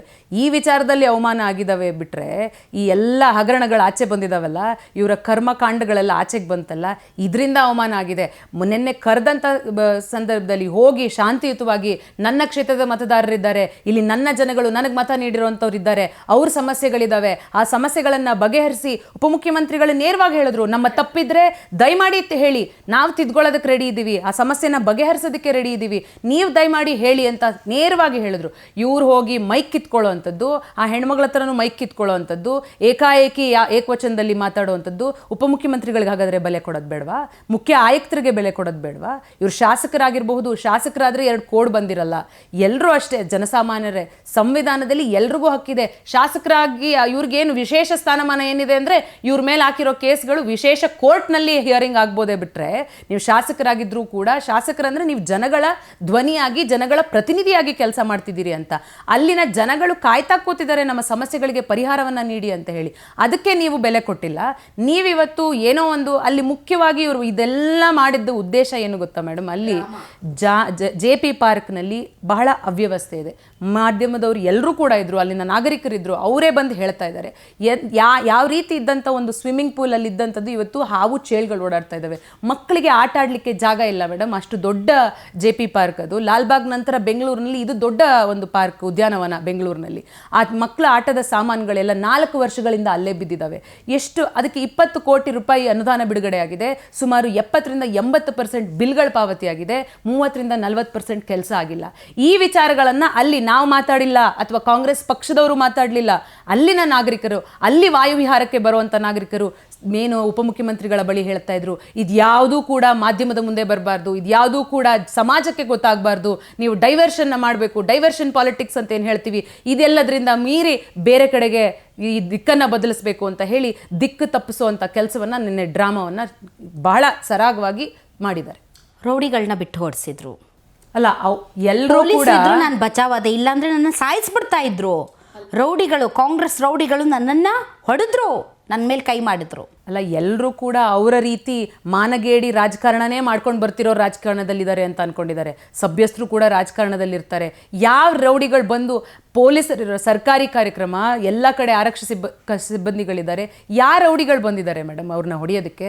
ಅವ್ರು ಮಾಡಿರೋ ದೌರ್ಜನ್ಯ 1-2 ಕ್ಷೇತ್ರದಲ್ಲಿ ಹೋಗಿ ಮೂಲೆ ಮೂಲೆಯಲ್ಲೂ ಹೇಳ್ತಾರೆ. ನೀವು ಕ್ಯಾಮ್ರಾ ಬಿಟ್ಟು ಹೋಗಿ ಹೇಳ್ತಾರೆ ಏನೇನು ದೌರ್ಜನ್ಯ ಮಾಡ್ತಾರೆ ಅಂತ. ಎಷ್ಟು ಜನಗಳ ಮೇಲೆ ಸುಳ್ಳು ಕೇಸನ್ನು ಹಾಕ್ಸಿದ್ದಾರೆ, ಎಷ್ಟು ಜನಗಳ ಮನೆಯನ್ನು ಹಾಳು ಮಾಡಿದ್ದಾರೆ, ಎಷ್ಟು ಜನಗಳ ಮೇಲೆ ರೇಪ್ ಕೇಸಸ್ನ ಹಾಕಿದ್ದಾರೆ, ಎಷ್ಟು ಜನಗಳ ಮೇಲೆ ಸುಳ್ಳು ಗಾಂಜಾ ಕೇಸನ್ನು ಹಾಕಿದ್ದಾರೆ. ಅವ್ರ ವಿರುದ್ಧ ಯಾರು ಮಾತಾಡಿದ್ರು ಅವ್ರನ್ನ ಒಂದು ಗತಿ ಕಾಣಿಸುವಂಥ ಕೆಲಸವನ್ನು ಇವರು ಮೊದಲಿಂದಾನೂ ಕೂಡ ಮಾಡ್ಕೊಂಡು ಬಂದಿದ್ದಾರೆ. ಇವ್ರು ಮಾಡೋ ದೌರ್ಜನ್ಯವನ್ನ ತಪ್ಪಿಸ್ಬೇಕು ಅಂತ ಹೇಳಿ, ಜನಗಳ ಮುಂದೆ ಸಿಂಪತಿಗಿಟ್ಟಿಸ್ಕೋಬೇಕು ಅಂತ ಹೇಳಿ ನನ್ನನ್ನು ಕೊಂದುಬಿಡ್ತಿದ್ರು. ಅವರು ಬಹುಶಃ ಈ ಸಿನಿಮಾ ಫೀಲ್ಡಲ್ಲಿ ಇದ್ದಂಥವ್ರು. ಈ ಸಿನಿಮಾ ಶುರು ಆಗೋಕ್ಕೆ ಮುಂಚೆ ಎಲ್ಲ ಹೇಳ್ತಾರೆ, ಎಲ್ಲವೂ ಕಾಲ್ಪನಿಕ, ಇದು ಯಾವುದೇ ವ್ಯಕ್ತಿಗೆ ಸಂಬಂಧಪಟ್ಟಿದ್ದಲ್ಲ ಅಂತ ಹೇಳಿ. ಇವ್ರು ಎಲ್ಲವನ್ನೂ ಕಲ್ಪನೆಯನ್ನು ಮಾಡ್ಕೋತಾರೆ. ನೀವೆಲ್ಲಾದರೂ ಯೋಚನೆಯನ್ನು ಮಾಡಿದ್ದೀರಾ? ಯಾರ ಮನಸ್ಸಿನಲ್ಲಿ ಏಡ್ಸ್ ಇಂಜೆಕ್ಷನ್ ಚುಚ್ಚುವಂಥ ಕಲ್ಪನೆಗಳು ಬರ್ತವೆ? ಯಾರಿಗೆ ಅಂತ? ಬಟ್ ಇಂಥವೆಲ್ಲ ವಾಸ್ತವದಲ್ಲಿ ನಡೆಯುತ್ತೆ ಅಂತ ಯೋಚನೆ ಮಾಡೋದಕ್ಕೂ ಕೂಡ ತುಂಬ ಕಷ್ಟ ಆಗುತ್ತೆ. ಆರೋಪ ಮಾಡ್ತಾ ಇರುವಾಗಲೂ ಕೂಡ ಇದು ಕಪೋಲ ಕಲ್ಪಿತ ಇರಬಹುದಾ ಅನ್ನುವಂತಹ ಒಂದು ಅನುಮಾನ ಬರುತ್ತೆ. ಸೊ ಇಂಥವೆಲ್ಲ ನಡೆಯುತ್ತೆ ಅಂದರೆ ಅದನ್ನು ನಂಬೋದಕ್ಕೆ ಕಷ್ಟ. ನಂಬೋದಕ್ಕೆ ನಮಗೂ ಕೂಡ ಕಷ್ಟ ಆಯಿತು ಮೇಡಮ್. ನಮ್ಮ ಮನೆಗಳಲ್ಲಿ ಮಾಧ್ಯಮಗಳನ್ನು ನೋಡಿಕೊಂಡು ನನ್ನ ತಾಯಿ ಹೆದರ್ಬಿಟ್ರು, ಇದೇನು ಈ ಥರ ರಾಜಕಾರಣನ? ಈ ರಾಜಕಾರಣಕ್ಕೆ ನನ್ನ ಮಗಳು ಹೋಗಿರುವಂಥದ್ದು. ದ್ವೇಷ ರಾಜಕಾರಣದ ಹಿನ್ನೆಲೆಯಲ್ಲಿ ಇದು ಒಂದು ವೃಥಾ ಆರೋಪ ಯಾಕಾಗಿರಬಾರ್ದು? ಅವರ ವಿರುದ್ಧ ಒಂದು ಜನಾಭಿಪ್ರಾಯ ಮೂಡಿಸೋದಕ್ಕೆ ಕಟ್ಟುಕತೆಗಳನ್ನು, ಕಟ್ಟು ಕಾಲ್ಪನಿಕ ಪಾತ್ರಗಳನ್ನು ಸೃಷ್ಟಿಸಿ ಅವರ ವಿರುದ್ಧ ಷಡ್ಯಂತ್ರ ಮಾಡಿರಬಾರ್ದು ಯಾಕೆ? ಅದನ್ನು ತನಿಖೆ ಮಾಡ್ತಾ ಇದ್ದಾರೆ. ಆ ತನಿಖೆಯ ರಿಪೋರ್ಟ್ ಕೂಡ ಸಬ್ಮಿಟ್ ಆಗ್ತಾ ಇದೆ, ಕೋರ್ಟ್ನಲ್ಲೂ ಕೂಡ ಇದೆ. ಆಗುತ್ತೆ ಅಂತ ನಾನಾದರೂ ಅನ್ಕೊಂಡಿದ್ದೀನಿ. ಯಾಕಂದರೆ ಅದಕ್ಕೆ ಸಂಬಂಧಪಟ್ಟವ್ರನ್ನೆಲ್ಲರೂ ವಿಚಾರಣೆಯನ್ನು ಮಾಡಿದ್ದಾರೆ. ಮಾಧ್ಯಮಗಳೇ ಬಂದೆ ಮಾತಾಡಿದ್ದಾರೆ. ನೀವಿದ್ದೀರಾ? ಅಲ್ಲ, ನಾನು ಹೇಳಿದೆ ಮೇಡಮ್, ಎಲ್ಲರೂ ಅವರ ರೀತಿ ಕಟ್ಟ ರಾಜಕಾರಣ ಮಾಡಿಕೊಂಡು ಬದುಕುವಂಥ ಇದಿಲ್ಲ ನನಗೆ. ನಾವು ಸಭ್ಯಸ್ಥರಿದ್ದೀವಿ, ಮರ್ಯಾದಸ್ಥ ಕುಟುಂಬದಿಂದ ಬಂದೀವಿ, ನಮ್ಗೆ ಯಾರಿಗೂ ಆ ಥರ ಹಿನ್ನೆಲೆ, ಅವ್ರಿಗಿರುವಂಥ ಹಿನ್ನೆಲೆ ಇಲ್ಲ. ನನಗೂ ಆ ಥರ ರಾಜಕಾರಣ ಮಾಡಬೇಕು ಅನ್ನೋ ಯಾವ ಉದ್ದೇಶನೂ ಇಲ್ಲ. ಸದ್ಯ ನಾನು ರಾಜಕಾರಣಕ್ಕೆ ಬಂದಿದ್ದೆ ಆಕಸ್ಮಿಕವಾಗಿ. ನನಗೆ ಯಾವ ಒಂದು ಆಸೆ ರಾಜಕಾರಣಿ ಆಗಬೇಕು ಅನ್ನೋ ಆಸೆ ಏನಿರಲಿಲ್ಲ. ರಾಜಕಾರಣಕ್ಕೆ ಆಕಸ್ಮಿಕವಾಗಿ ಬಂದಿರುವಂಥದ್ದು, ಸ್ವಚ್ಛವಾದ ರಾಜಕಾರಣವನ್ನು ಮಾಡಬೇಕು ಅಂತ ಬಂದಿರುವಂಥದ್ದು. ಅಕ್ಷರ ಕಲಿತ ಹೆಣ್ಮಗಳು, ನಾನು ಅರ್ಥಕೊಂಡು ಮಾತಾಡುವಂಥ ಹೆಣ್ಮಗಳು. ನನಗೆ ಈ ರೀತಿಯಾದಂಥ ಕೀಳು ಮಟ್ಟದ ಅಭಿಪ್ರಾಯವನ್ನು, ಕೀಳು ಮಟ್ಟದ ಅಭಿರುಚಿ ಇಟ್ಕೊಂಡು ಈ ಥರ ಕೆಟ್ಟ ರಾಜಕಾರಣ ಮಾಡೋದು ನಮಗೆ ಗೊತ್ತೂ ಇಲ್ಲ, ನಾವು ಮಾಡೋವಂಥ ವ್ಯಕ್ತಿಗಳು ಅಲ್ಲ. ಅದು ನಮ್ಮ ಸಂಸ್ಕೃತಿನೂ ಅಲ್ಲ, ನಮ್ಮ ಸಂಸ್ಕಾರನೂ ಅಲ್ಲ. ಇಷ್ಟು ಕಡಿಮೆ ಅವಧಿಯಲ್ಲಿ ಇಷ್ಟು ಪಾಪ್ಯುಲಾರಿಟಿಯನ್ನು ಪಡೆದು ಅಷ್ಟು ದೊಡ್ಡ ಮಟ್ಟದ ದ್ವೇಷ ಯಾಕೆ ಕುಸುಮಾ ಅವ್ರಿಗೆ ಅನ್ನೋ ಮಾತನ್ನು ಕೂಡ ಕೇಳಲ್ಪಟ್ಟಿದ್ದೀವಿ. ಅಷ್ಟು ದ್ವೇಷನ, ಇಷ್ಟೊಂದು ದ್ವೇಷನ, ತಾನು ಗೆಲ್ಲಲಾಗಲಿಲ್ಲ ಅನ್ನೋದಕ್ಕೆ ಇಷ್ಟು ದ್ವೇಷನ. ಇಲ್ಲ, ನಾನು ಯಾವತ್ತೂ ಕೂಡ ಯಾರನ್ನು ದ್ವೇಷ ಪಟ್ಕೊಳ್ಳೋವಂಥ ವ್ಯಕ್ತಿತ್ವನೇ ಅಲ್ಲ ನಂದು. ನಾನು ಯಾರನ್ನೂ ದ್ವೇಷ ಮಾಡೋದಕ್ಕೆ ಹೋಗೋದಿಲ್ಲ. ಯಾಕೆ ದ್ವೇಷ ಮಾಡಬೇಕು? ಇದು ಪ್ರಜಾಪ್ರಭುತ್ವದ ವ್ಯವಸ್ಥೆ. ನನಗೆ ಒಂದು ಅವಕಾಶ ಕೊಟ್ಟರು, ಚುನಾವಣೆಗೆ ಸ್ಪರ್ಧೆ ಮಾಡು ಅಂತ ಹೇಳಿದ್ರು. ನಾನು ನನ್ನ ಪ್ರಯತ್ನವನ್ನು ಮಾಡಿದೆ, ಜನಗಳನ್ನ ಹೋಗಿ ಭೇಟಿ ಮಾಡಿದೆ, ಅವಕಾಶ ಮಾಡಿಕೊಡಿ ಅಂತ ಹೇಳಿದೆ. ಜನಗಳು ನನಗೆ 1,16,000 ಜನ ನನಗೆ ಬೆಂಬಲವನ್ನು ಸೂಚಿಸಿದ್ರು. ಆದರೆ ಏನು ರಾಜಕಾರಣದಲ್ಲಿ ಒಬ್ಬರು ಸೋಲ್ಬೇಕು, ಚುನಾವಣಾ ರಾಜಕಾರಣದಲ್ಲಿ ಒಬ್ಬರು ಗೆಲ್ಲಬೇಕು. ನಾನು ಆಯ್ಕೆ ಆಗಲಿಲ್ಲ, ನಾನು ಇನ್ನೊಂದು ಪ್ರಯತ್ನ ಮಾಡ್ತೀನಿ ಅಂತ ಹೇಳಿ ನೆಕ್ಸ್ಟ್ ದಿನದಿಂದಲೇ ಮತ್ತೆ ನಾನು ಕೆಲಸವನ್ನು ಮಾಡಲಿಕ್ಕೆ ಶುರು ಮಾಡಿದೆ. ದ್ವೇಷ ಮಾಡಿ ಏನು ಸಾಧಿಸಕ್ಕೆ ಸಾಧ್ಯ ಇದೆ? ಇದು ನಾನು ದ್ವೇಷ ಮಾಡ್ತಿರೋದಲ್ಲ, ಅವರು ನನ್ನ ಮೇಲೆ ಟಾರ್ಗೆಟ್ ಮಾಡಿಕೊಂಡು, ನೀವು ಎಲ್ಲಾದರೂ ನೋಡಿದಿರೋ ಒಬ್ಬರು ಶಾಸಕರು ಪರಾಜಿತ ಅಭ್ಯರ್ಥಿ ಮೇಲೆ ಇಷ್ಟೊಂದು ಕತ್ತಿ ಮಸಿಯುವಂಥದ್ದನ್ನು, ಇಷ್ಟೊಂದು ಮಟ್ಟಕ್ಕೆ ಹೀನಾಯವಾಗಿ ತೀರಾ ಕೆಳಮಟ್ಟದಲ್ಲಿ ಮಾತಾಡುವಂಥದ್ದನ್ನ ಯಾವುದಾದ್ರೂ ಒಬ್ಬ ಶಾಸಕ ಇರ್ಬೋದು ಮೇಡಮ್? ಯಾಕೆ ನನಗನ್ಸಿರುವಂಥದ್ದು, ಅವರು ರಾಜಕಾರಣಕ್ಕೆ ಬಂದು ಶಾಸಕರಾದಾಗ್ಲಿಂದಲೂ ಕೂಡ ಅವ್ರು ಯಾವ ಪಕ್ಷದಿಂದ ಶಾಸಕರಾಗಿದ್ದಾರೆ ಅದೇ ಪಕ್ಷದ ಅಧಿಕಾರದಲ್ಲಿ ಇದ್ದಂಥದ್ದು, ಎಲ್ಲವನ್ನೂ ಅನುಭವಿಸ್ತಾ ಇದ್ದಂಥದ್ದು ಅವರು. ಯಾವ ಪಕ್ಷದಲ್ಲಿ ಶಾಸಕರಾಗಿದ್ದಾರೆ ಅದೇ ಪಕ್ಷ ಅಧಿಕಾರದಲ್ಲಿದ್ದಂಥದ್ದು. ಮೊಟ್ಟ ಮೊದಲನೇ ಬಾರಿಗೆ ಅವರ ಪಕ್ಷ ಇವತ್ತು ರಾಜ್ಯದಲ್ಲಿ ಅಧಿಕಾರದಲ್ಲಿಲ್ಲ. ಅವ್ರು ಅಂದ್ಕೊಂಡಿದ್ರು, ಸರ್ವಾಧಿಕಾರಿ ನಾನು ಈ ಕ್ಷೇತ್ರಕ್ಕೆ, ಒಂದು ಕಲ್ಲನ್ನು ಈ ಕಡೆಯಿಂದ ಈ ಕಡೆ ಎತ್ತಿಡಬೇಕು ಅಂದರೆ ನನ್ನ ಪರ್ಮಿಷನ್ನೇ ತಗೋಬೇಕಿತ್ತು ಅಂತ ಆ ಮಟ್ಟದ ರಾಜಕಾರಣ, ಸರ್ವಾಧಿಕಾರಿ ಧೋರಣೆಯನ್ನು ಇಟ್ಕೊಂಡಿದ್ದಂಥ ಮನುಷ್ಯ ಅವರು. ಇವತ್ತು ಕಾಂಗ್ರೆಸ್ ಪಕ್ಷ ಇದೆ, BJP ಪಕ್ಷದ ಶಾಸಕರಿದ್ದಾರೆ. ಇವ್ರು ಹೇಳಿದ್ದ ಹಗರಣಗಳು, ಇವ್ರು ಹೇಳ್ದಂಗೆ ಎಲ್ಲ ಕೆಲಸಗಳು ಸುಳ್ಳು ಬಿಲ್ ಬರ್ಸೋದಾಗ್ಲಿ ಅಥವಾ ಕೆಲಸ ಆಗದೆ ಬಿಲ್ ಪಡೆಯೋದಾಗ್ಲಿ ಇವ್ಯಾವು ಕೂಡ ನಡೀತಾ ಇಲ್ಲ. ಇವ್ರ ಹಗರಣಗಳು ಒಂದೊಂದೇ ಎಳೆಯಾಗಿ ಆಚೆ ಬರ್ತಾ ಇದ್ದಾವೆ. ಇದು ಅವ್ರ ಕೈಲಿ ತಡ್ಕೊಳ್ಳೋದಕ್ಕೆ ಆಗ್ತಾ ಇಲ್ಲ. ಈ ಅಧಿಕಾರವನ್ನ ನಿಮ್ಮನ್ನ ಯಾಕೆ ಟಾರ್ಗೆಟ್ ಮಾಡ್ಬೇಕು ಅವರು? ಅದು ಸರ್ಕಾರನ, ಸಿದ್ದರಾಮಯ್ಯನವ್ರನ್ನೋ, DK ಶಿವಕುಮಾರ್ ಅವ್ರನ್ನೋ, ಅಥವಾ ಸರ್ಕಾರದಲ್ಲಿರುವಂಥ ಸಚಿವರುಗಳನ್ನು, ಅಥವಾ ಯಾರ್ಯಾರು ಆಯಕಟ್ಟಿನ ಸ್ಥಳಗಳಿಂದ ಅವ್ರನ್ನ ಟಾರ್ಗೆಟ್ ಮಾಡಬೇಕು. ಒಬ್ಬ ಪರಾಜಿತ ಅಭ್ಯರ್ಥಿಯನ್ನು ಯಾಕೆ ಟಾರ್ಗೆಟ್ ಮಾಡಬೇಕು? ಅವ್ರಿಗೆ ಅಷ್ಟು ಧೈರ್ಯ ಇಲ್ಲ. ಅವ್ರ ಬಗ್ಗೆ ಮಾತಾಡಿದ್ರೆ ಓಡಲ್ಲ ಅದು. ನನ್ನ ಬಗ್ಗೆ ಟಾರ್ಗೆಟ್ ಮಾಡಿದ್ರೆ ಓಡುತ್ತೆ ಜನಸಾಮಾನ್ಯರಲ್ಲಿ, ಹೌದೌದು ಅಂತ ಓಡುತ್ತೆ. ಅವ್ರಿಗೆ ಅದು ಬೇಕಾಗಿರುವಂಥದ್ದು. ನನ್ನನ್ನು ಟಾರ್ಗೆಟ್ ಮಾಡಬೇಕು, ಇನ್ಯಾರನ್ನು ಟಾರ್ಗೆಟ್ ಮಾಡ್ತಾರೆ ಅವರು? ಅವ್ರು ಎಲ್ಲರ ಜೊತೆ ಮೋಸ್ಟ್ಲಿ ಅವರ ಪಕ್ಷದವ್ರನ್ನ ಒಪ್ಪಿಸ್ಬೇಕು ಅಂತ ಹೇಳಿ ಒಂದೆರಡು ಹೇಳಿಕೆಗಳನ್ನ ಕೊಡ್ತಾರೆ. ನಾನು ಅವ್ರಿಗೇನು ಅಂತಂದರೆ, ಈ ಹೆಣ್ಮಗ್ಳಿಗೆ ಏನು ಸಾಧ್ಯ? ಬಿಟ್ಟು ಸಿಕ್ಕಿದಾಳೆ ಈ ಹೆಣ್ಮಗಳು, ಬಾಯಿಗೆ ಬಂದಂಗೆ ಮಾತಾಡೋಣ, ಅವಳ ಕೈಲಿ ಏನು ಮಾಡೋಕ್ಕೆ ಸಾಧ್ಯ ಇದೆ? ಈ ಒಂದು ಹೆಣ್ಮಗಳ ಮೇಲೆ ಎಂಥ ಸವಾರಿ ಬೇಕಾದ್ರೂ ನಾನು ಮಾಡ್ಬೋದು, ನಾನೇನು ಯಾವುದಕ್ಕೂ ಇದಾಗಲ್ಲ ಅಂತ ಹೇಳೋ ಒಂದು ಪ್ರವೃತ್ತಿ ಅವ್ರ ಮನಸ್ಥಿತಿ ಆಗಿದೆ.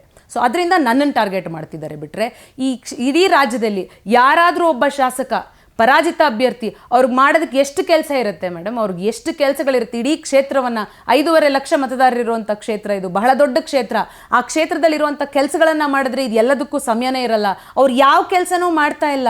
ನಾನೆಲ್ಲೋ ಜನಗಳು ನನಗೂ 1,16,000 ಓಟ್ ಹಾಕಿದ್ದಾರೆ, ಬಂದು ಜನ ಕೇಳ್ತಾರೆ, ಬನ್ನಿ ಮೇಡಮ್ ಇಲ್ಲಿ ರೋಡ್ ಸರಿ ಇಲ್ಲ, ಬಂದು ನೋಡಿ ಸರಿ ಮಾಡಿಸಿ, ನಿಮ್ಮನ್ನು ಬೆಂಬಲಿಸಿದ್ದೀವಿ ನಾವು, ಇಲ್ಲಿ ಬೀದಿ ದೀಪ ಸರಿ ಇಲ್ಲ, ಬಂದು ಸರಿ ಮಾಡಿಸಿ, ನಿಮಗೆ ನಾವು ಬೆಂಬಲಿಸಿದ್ದೀವಿ ಅಂತ ಹೇಳಿದಾಗ ನಾನು ಹೋಗಿ ಅಲ್ಲಿ ನೋಡಿದಾಗ ಅವ್ರಿಗೆ ತಡ್ಕೊಳ್ಳೋದಕ್ಕಾಗೋದಿಲ್ಲ. ಜನಗಳ ಹತ್ರದಲ್ಲಿ ನಾನು ಕೆಲಸ ಮಾಡ್ತಾ ಇದ್ದೀನಿ, ಅವ್ರಿಗೆ ತಡ್ಕೊಳ್ಳೋದಕ್ಕಾಗೋದಿಲ್ಲ.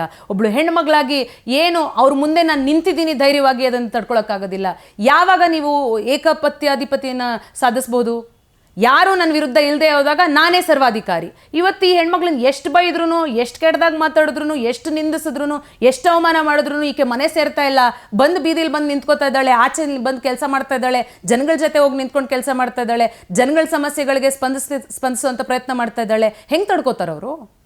ನಾನು ರಾಜೀನಾಮೆ ಕೊಡಬೇಕು, ಇಲ್ಲಾಂದ್ರೆ ನಾನು ಸಾಯಬೇಕು, ನಾನು ರಾಜೀನಾಮೆ ಕೊಟ್ಟ ತಕ್ಷಣ ಇವರು MLA ಆಗಬೇಕು. ನಾನು ನಿಮ್ಗೆ ಕೇಳ್ತೀನಿ ಕುಸುಮಾ ಅವರೇ, ಜನರು ಕೊಟ್ಟಂತಹ ತೀರ್ಪಿಗೆ ತಾವು ತಲೆಬಾಗಿದ್ದೀರಿ. ತಾವು ಒಬ್ಬ ಪರಾಜಿತ ಅಭ್ಯರ್ಥಿಯಾಗಿ ತಮಗೆ ಮತ ಹಾಕಿದಂತಹ ಮತದಾರರ ಕುಂದುಕೊರತೆಗಳಿಗೆ ಸ್ಪಂದಿಸ್ತಾ ಇದ್ದೀರಿ. ಮುನಿರತ್ನ ಅವ್ರ ಹತ್ರ ರಾಜೀನಾಮೆ ಕೊಡಿಸ್ಬಿಟ್ಟು MLA ಆಗಬೇಕು ಅಂತ ತಮಗೆ ಆಸೆ ಇದೆಯಾ, ಅಥವಾ ನಾನು ರಾಜಗಾಂಭೀರ್ಯದಲ್ಲಿ ಚುನಾವಣೆಯನ್ನು ಎದುರಿಸಿ ನಾನು ಚುನಾವಣೆಯಲ್ಲಿ ಗೆದ್ದು MLA ಆಗಬೇಕು ಅನ್ನುವಂಥ ಒಂದು ಗಟ್ಟಿತನ ಇದೆಯಾ? ಅಲ್ಲ, ನಾನು ಯಾಕೆ ಅವರು ರಾಜೀನಾಮೆಯನ್ನು ಕೊಡಿಸ್ಲಿ? ನಾನು ಯಾಕೆ ಹೋಗಿ ನನಗೆ ಕೊಡ್ತಾ ಇದ್ದಾರೆ, ಟಾರ್ಚರ್ ಕೊಟ್ಟು ಕೊಟ್ಟು ಕೊಟ್ಟು ಒಂದು ನಾನು ಸಾಯಿಸ್ಬೇಕು, ಇಲ್ಲಾಂದರೆ ನಾನು ರಾಜೀನಾಮೆ ಕೊಡಬೇಕು, ಅವ್ರು MLA ಆಗಬೇಕು. ಅಲ್ಲ, ಅವ್ರಿಗೆ ಟಾರ್ಚರ್ ಕೊಡೋ ಅಂಥ ಶಕ್ತಿ ಇದೆಯಾ? ಹೋಗ್ಲಿ, ಯಾರಿಗಾದ್ರೂ ಆ ವ್ಯಕ್ತಿಗೆ ಟಾರ್ಚರ್ ಕೊಡೋ ಅಂಥದ್ದು. 100 ಜನಕ್ಕೆ ಟಾರ್ಚರ್ ಕೊಡೋ ವ್ಯಕ್ತಿಗೆ ಯಾರಾದರೂ ಟಾರ್ಚರ್ ಕೊಡೋಕ್ಕೆ ಸಾಧ್ಯ ಇದೆಯಾ? ರಾಜೀನಾಮೆ ಕೊಡಿ ಅಂತ ನಾನು ಯಾಕೆ ಹೋಗಿ ಕೇಳಲಿ? ನೀವು ಸರಿಯಾಗಿ ಕೆಲಸ ಮಾಡಿ, ನಿಮ್ಗೆ ಅವಕಾಶ ಕೊಟ್ಟಿದ್ದಾರೆ ಜನ, ಇನ್ನೊಂದು ಅವಕಾಶ ಕೊಟ್ಟಿದ್ದಾರೆ, ಹೋಗಿ ಜನಗಳ ಜೊತೆ ಸ್ಪಂದಿಸಿ, ಜನಗಳ ಕೆಲಸ ಮಾಡಿ. ನೀವು ಮಾಡ್ತಾ ಇಲ್ಲ, ನಮ್ಮನ್ನೂ ಮಾಡೋಕ್ಕೆ ಬಿಡ್ತಾ ಇಲ್ಲ. ಕೈಲಾಗದೆ ಇರೋರು ಮೈ ಪರ್ಚ್ಕೊಂಡ್ರು ನಂಗೆ ಆಗಿದೆ ಇವತ್ತು ಅವ್ರ ಪರಿಸ್ಥಿತಿ. ನೀವು ಕೆಲಸ ಮಾಡೋಕ್ಕಾಗದೆ ಹೋದರೆ ನಾನು ಜವಾಬ್ದಾರಿನ? ನನ್ನ ಹತ್ರ ಬರೋ ಜನಗಳಿಗೂ ನಾನು ಹೇಳ್ತೀನಿ, ಮೇಡಮ್ ದಯಮಾಡಿ ನೀವು ಯಾಕೆ ನಿಮ್ಮ ಶಾಸಕರನ್ನ ಹೋಗಿ ಕೇಳಿ ಅಂತ ಹೇಳ್ತೀನಿ ನಾನು. ಅವ್ರು ಹೇಳ್ತಾರೆ, ಮೇಡಮ್ ಅವ್ರು ಎಲ್ಲಿರ್ತಾರೆ ಗೊತ್ತಿಲ್ಲ, ಈಗ ಆಚೆ ಇರ್ತಾರೆ, ಬೆಳಗ್ಗೆ ನಾಳೆ ದಿನ ಜೈಲಲ್ಲಿ ಇರ್ತಾರೆ, ಯಾರು ಗೊತ್ತು ಮೇಡಮ್ ಎಲ್ಲಿದ್ದಾರೆ ಅಂತ. ನಿಮ್ಮನ್ನು ಬೆಂಬಲಿಸಿದೀವಿ, ಮಾಡಿ ನಮ್ಮ ಕೆಲಸ ಅಂತ. ಜನ ಬಂದು ಕೇಳಿದಾಗ ನಾನು ಮಾಡೋಕ್ಕಾಗಲ್ಲ ಹೋಗಿ ಅಂತ ಹೇಳೋಕ್ಕಾಗತ್ತಾ? ನಮ್ಮ ಪಕ್ಷ ಅಧಿಕಾರದಲ್ಲಿದೆ, ಯಾವ ಸಹಾಯ ಆಗುತ್ತೋ, ಯಾವ ಕಾರ್ಯಕ್ರಮಗಳನ್ನು ಜನಗಳಿಗೆ ತಲುಪಿಸ್ಬೋದು ಅದನ್ನು ನಾವು ಮಾಡ್ತಾ ಇದ್ದೀವಿ. ಅದು ಬಿಟ್ಟರೆ ನಾನು ಬೇರೆ ಏನನ್ನು ಮಾಡ್ತಾ ಇದ್ದೀನಿ? ನಾನು ನನ್ನ ಇತಿಮಿತಿಯ ಒಳಗಡೆ ನನ್ನ ಕ್ಷೇತ್ರ ಅಂತ ಹೇಳ್ಕೊಂಡು ನನ್ನ ಜನ ಬೆಂಬಲಿಸ್ತಿದ್ದಾರೆ, ಅವ್ರಿಗೆ ಮಾತ್ರ ನಾನು ಆನ್ಸರಬಲ್ ಇದ್ದೀನಿ, ನನಗೆ ಸಹಾಯ ಮಾಡಿದ್ದಾರೆ, ಅವ್ರಿಗೆ ನಾನು ಹೋಗಿ ಕೆಲಸ ಮಾಡಬೇಕು ಅಂತ ಹೇಳಿ ನನ್ನ ಪಾಡಿಗೆ ನಾನು ಕೆಲಸ ಮಾಡ್ತಾ ಇದ್ದೀನಿ. ಇವ್ರಿಗೆ ಅದನ್ನು ತಡ್ಕೊಳಕ್ಕಾಗ್ತಾ ಇಲ್ಲ. ರಾಜೀನಾಮೆ ಕೊಡಿಸ್ಬೇಕು, ರಾಜೀನಾಮೆ ನಾನು ಯಾಕೆ ಇವ್ರನ್ನ ರಾಜೀನಾಮೆ ಕೊಡಿಸ್ಲಿ? 5 ವರ್ಷಕ್ಕೆ ಒಬ್ಬ MLA ಆಯ್ಕೆ ಮಾಡುವಂಥದ್ದು. ಇವ್ರು ಮೊದಲಿಂದ ಗೆದ್ದ ದಿನದಿಂದನೇ ರಾಜೀನಾಮೆ ವಿಚಾರ ಮಾತಾಡ್ತಾ ಇದ್ದಾರೆ. ಗೆದ್ದ ದಿನದಿಂದನೇ ನಾನು ರಾಜೀನಾಮೆ ಕೊಡಿಸ್ಬೇಕು, ಇವರು ರಾಜೀನಾಮೆ ಕೊಡಿಸ್ಬೇಕು. ಯಾಕೆ ರಾಜೀನಾಮೆ ಕೊಡಿಸ್ತೀವಿ? ಇವ್ರು ಪ್ರಜಾಪ್ರಭುತ್ವದಲ್ಲಿ ನಿಮ್ಗೆ ಆಯ್ಕೆ ಮಾಡಿದ್ದಾರೆ ಜನ, ಹೋಗಿ ಕೆಲಸ ಮಾಡಿ. 5 ವರ್ಷ ನಿಮ್ಗೆ ಅವಕಾಶ ಸಿಕ್ಕಿದೆ, ಹೋಗಿ ಕೆಲಸ ಮಾಡಿ. ಇನ್ನೂ 2.5 ವರ್ಷ, ದಯವಿಟ್ಟು ನಿಮ್ಮ ಬಾಯಿಂದ ಒಂದು ಮಾತು ಹೇಳ್ಬಿಡ್ರಿ ಮುನಿರತ್ನ ಅವ್ರಿಗೆ. ಇನ್ನೂ 2.5 ವರ್ಷ ಇದೆ MLA ಸಾಹೇಬ್ರೆ, ಚೆನ್ನಾಗಿ ಕೆಲಸ ಮಾಡಿ ಆಮೇಲೆ ಎಲೆಕ್ಷನಲ್ಲಿ ನೋಡ್ಕೊಳ್ಳೋಣ ಅಂತ. ಅವಾಗಾದ್ರೂ ಪಾಪ ಸಮಾಧಾನ ಆಗುತ್ತೇನೋ ಅವ್ರಿಗೆ ಅಂತ ಇರ್ಬೋದೇನೋ. ದಯಮಾಡಿ ಇನ್ನ 2 ವರ್ಷ ಇದೆ, 2.5 ವರ್ಷ ಇದೆ, ದಯಮಾಡಿ ನೀವು ನಿಮಗೆ ಶಾಸಕ ಸ್ಥಾನದಲ್ಲಿ ಇದ್ದೀರಿ, ಜನಗಳಿಗೆ ಹೋಗಿ ಸ್ಪಂದಿಸಿ, ಜನಗಳಿಗೆ ಕೆಲಸಗಳನ್ನ ಮಾಡಿ. ನಾನೇನು ನಿಮ್ಮನ್ನ ರಾಜೀನಾಮೆ ಕೊಡಿ ಅಂತ ಕೇಳ್ತಾ ಇಲ್ಲ. 5 ವರ್ಷ ನಿಮ್ಗೆ ಆಯ್ಕೆ ಮಾಡಿದ್ದಾರೆ, 5 ವರ್ಷ ದಯಮಾಡಿ ಪೂರ್ತಿ ಮಾಡಿ. 2028ಕ್ಕೆ ಎಲೆಕ್ಷನ್ ಬರುತ್ತೆ, ಅವಾಗ ನಾನು ನೋಡ್ಕೋತೀನಿ. ಎಲೆಕ್ಷನ್ನಲ್ಲಿ ನಾನು ನೋಡ್ಕೋತೀನಿ. ಕುಸುಮಾ ಅವರ ಹಿಂದೆ DK ಶಿವಕುಮಾರ್ ಇದ್ದಾರೆ. ಕುಸುಮಾ ಅವರ ಹಿಂದೆ DK ಶಿವಕುಮಾರ್ ಮತ್ತು DK ಸುರೇಶ್ ಅವರ ಬಲ ಇದೆ. ಹಾಗಾಗಿ ಅವರು ಈ ಲೆವೆಲ್ಗೆ ನನಗೆ ಟಾರ್ಚರ್ ಕೊಡೋದಕ್ಕೆ ಸಾಧ್ಯ ಆಗ್ತಾ ಇದೆ. ಅಲ್ಲ, ಯಾರ ಬಲ ಇದ್ರೂ ಇವ್ರಿಗೆ ಯಾಕೆ ಟಾರ್ಚರ್ ಕೊಡಬೇಕು? ಇವತ್ತು ನಾನು ರಾಜಕಾರಣಕ್ಕೆ ಬಂದಿದ್ದೀನಿ, ನನ್ನ ಇಡೀ ಪಕ್ಷ ನನ್ನ ಬಲ. ಇಡೀ ಪಕ್ಷದ ಎಲ್ಲ ಮುಖಂಡರುಗಳು ಸೇರಿ ನನಗೆ ಇವತ್ತು ನೀವು ದೃಢವಾಗಿ ನಿಂತ್ಕೊಳ್ಳಿ, ಒಳ್ಳೆ ಹೋರಾಟ ಮಾಡ್ತಾ ಇದ್ದೀರಾ, ಹೋರಾಟ ಮಾಡಿ, ಮುಂದಿನ ಬಾರಿ ನೀವು ಶಾಸಕಿ ಆಗಬೇಕು ಅಂತ ಹೇಳಿ ಎಲ್ಲರೂ ಕೂಡ ನನಗೆ ಶಕ್ತಿಯನ್ನು ತುಂಬ್ತಾ ಇದ್ದಾರೆ. ನಿಮ್ಮ ತಂದೆ ಕೂಡ ಏನು ಹೊಸಬರಲ್ಲ ರಾಜಕಾರಣಕ್ಕೆ, ಅವರು ಕೂಡ ಈ ಕ್ಷೇತ್ರದಿಂದ ಸ್ಪರ್ಧೆ ಮಾಡಿರುವಂಥವ್ರೆ. ಸೊ ಹಾಗಾಗಿ ಎಲ್ಲರಿಗಿಂತ ದೊಡ್ಡ ಶಕ್ತಿ ನಿಮ್ಮ ತಂದೆಯವರು ನಿಮಗೆ ಅಂತ ನನಗೆ. ಹೌದು, ಇವತ್ತು ನನ್ನ ತಂದೆನೂ ಒಬ್ಬ ದೃಢ ಶಕ್ತಿಯಾಗಿ ನಿಂತು ಇವತ್ತು ಜಿಲ್ಲಾಧ್ಯಕ್ಷರ ಸ್ಥಾನವನ್ನು ಕಾಂಗ್ರೆಸ್ ಪಕ್ಷ ನೀಡಿದ್ದಾರೆ. ಅವರು ಕೂಡ ಇವತ್ತು ಶಕ್ತಿಯುತವಾಗಿ ನಿಂತು ನನಗೆ ನೀನು ಮಾಡು ಕೆಲಸ ಅಂತ ಹೇಳಿ ಮುಂದೆ ಬಿಡ್ತಾ ಇದ್ದಾರೆ. DK ಶಿವಕುಮಾರ್ ಸರ್ ಅವರ ಬಲ ಇದೆ ಅಂತಂದ್ರೆ ಹೌದು, ಬಲ ಇದೆ, ಅವರ ಆಶೀರ್ವಾದ ಇದೆ. ಅವರು ನನ್ನನ್ನು ರಾಜಕಾರಣಕ್ಕೆ ಕರ್ಕೊಂಡು ಬಂದಿದ್ದು ಏನು ತಪ್ಪಿದೆ? ಈಗ ಒಬ್ಬ ಪುರುಷ ಅಭ್ಯರ್ಥಿನ ಸಚಿವರ ಜೊತೆ ಪುರುಷ ಅಭ್ಯರ್ಥಿ ನಿಂತ್ಕೊಂಡು ನಡ್ಕೊಂಡು ಹೋಗಿ ಜನಗಳ ಸಮಸ್ಯೆ ಇದೆ ನೋಡಿ ಅಂತ ಹೇಳಿದಿದ್ರೆ ಇವ್ರು ಇಷ್ಟೇ ಕೇವಲವಾಗಿ ಮಾತಾಡ್ತಿರ್ಲಿಲ್ಲ. ಇಷ್ಟೇ ಅದೇ ಒಬ್ಬ ಪುರುಷ ಅಭ್ಯರ್ಥಿ ಇದೇ ರೀತಿ ಜನಗಳ ಜೊತೆ ಕೆಲಸ ಮಾಡಿದಿದ್ರೆ ಇಷ್ಟೇ ಕೀಳಾಗಿ ಆ ಪುರುಷರ ಅಭ್ಯರ್ಥಿ ಬಗ್ಗೆ ಮಾತಾಡ್ತಿದ್ರಾ? ಹೆಣ್ಮಕ್ಳು ಅಂದ್ರೆ ಅಷ್ಟು ಕೇವಲನಾ? ನಮ್ಗೆ ಯಾರು ಇಲ್ಲ, ನಮ್ಮನ್ನು ಇವ್ರು ಏನು ಬೇಕಾದ್ರೂ ಮಾತಾಡ್ಬೋದು, ಈಕೆಗೆ ಯಾರು ಕೇಳೋರು ಇಲ್ಲ ಅಂತ ಒಂದು ಓಟ್ ಕಡಿಮೆ ಬಿದ್ದ ತಕ್ಷಣ ಈ ಹೆಣ್ಮಗಳು ಅಂತ ಗೆಲ್ಲಿಸ್ಬಿಡ್ತಾರಾ, ಗೆದ್ರು ಅಂತ ಹೇಳ್ತಾರಾ?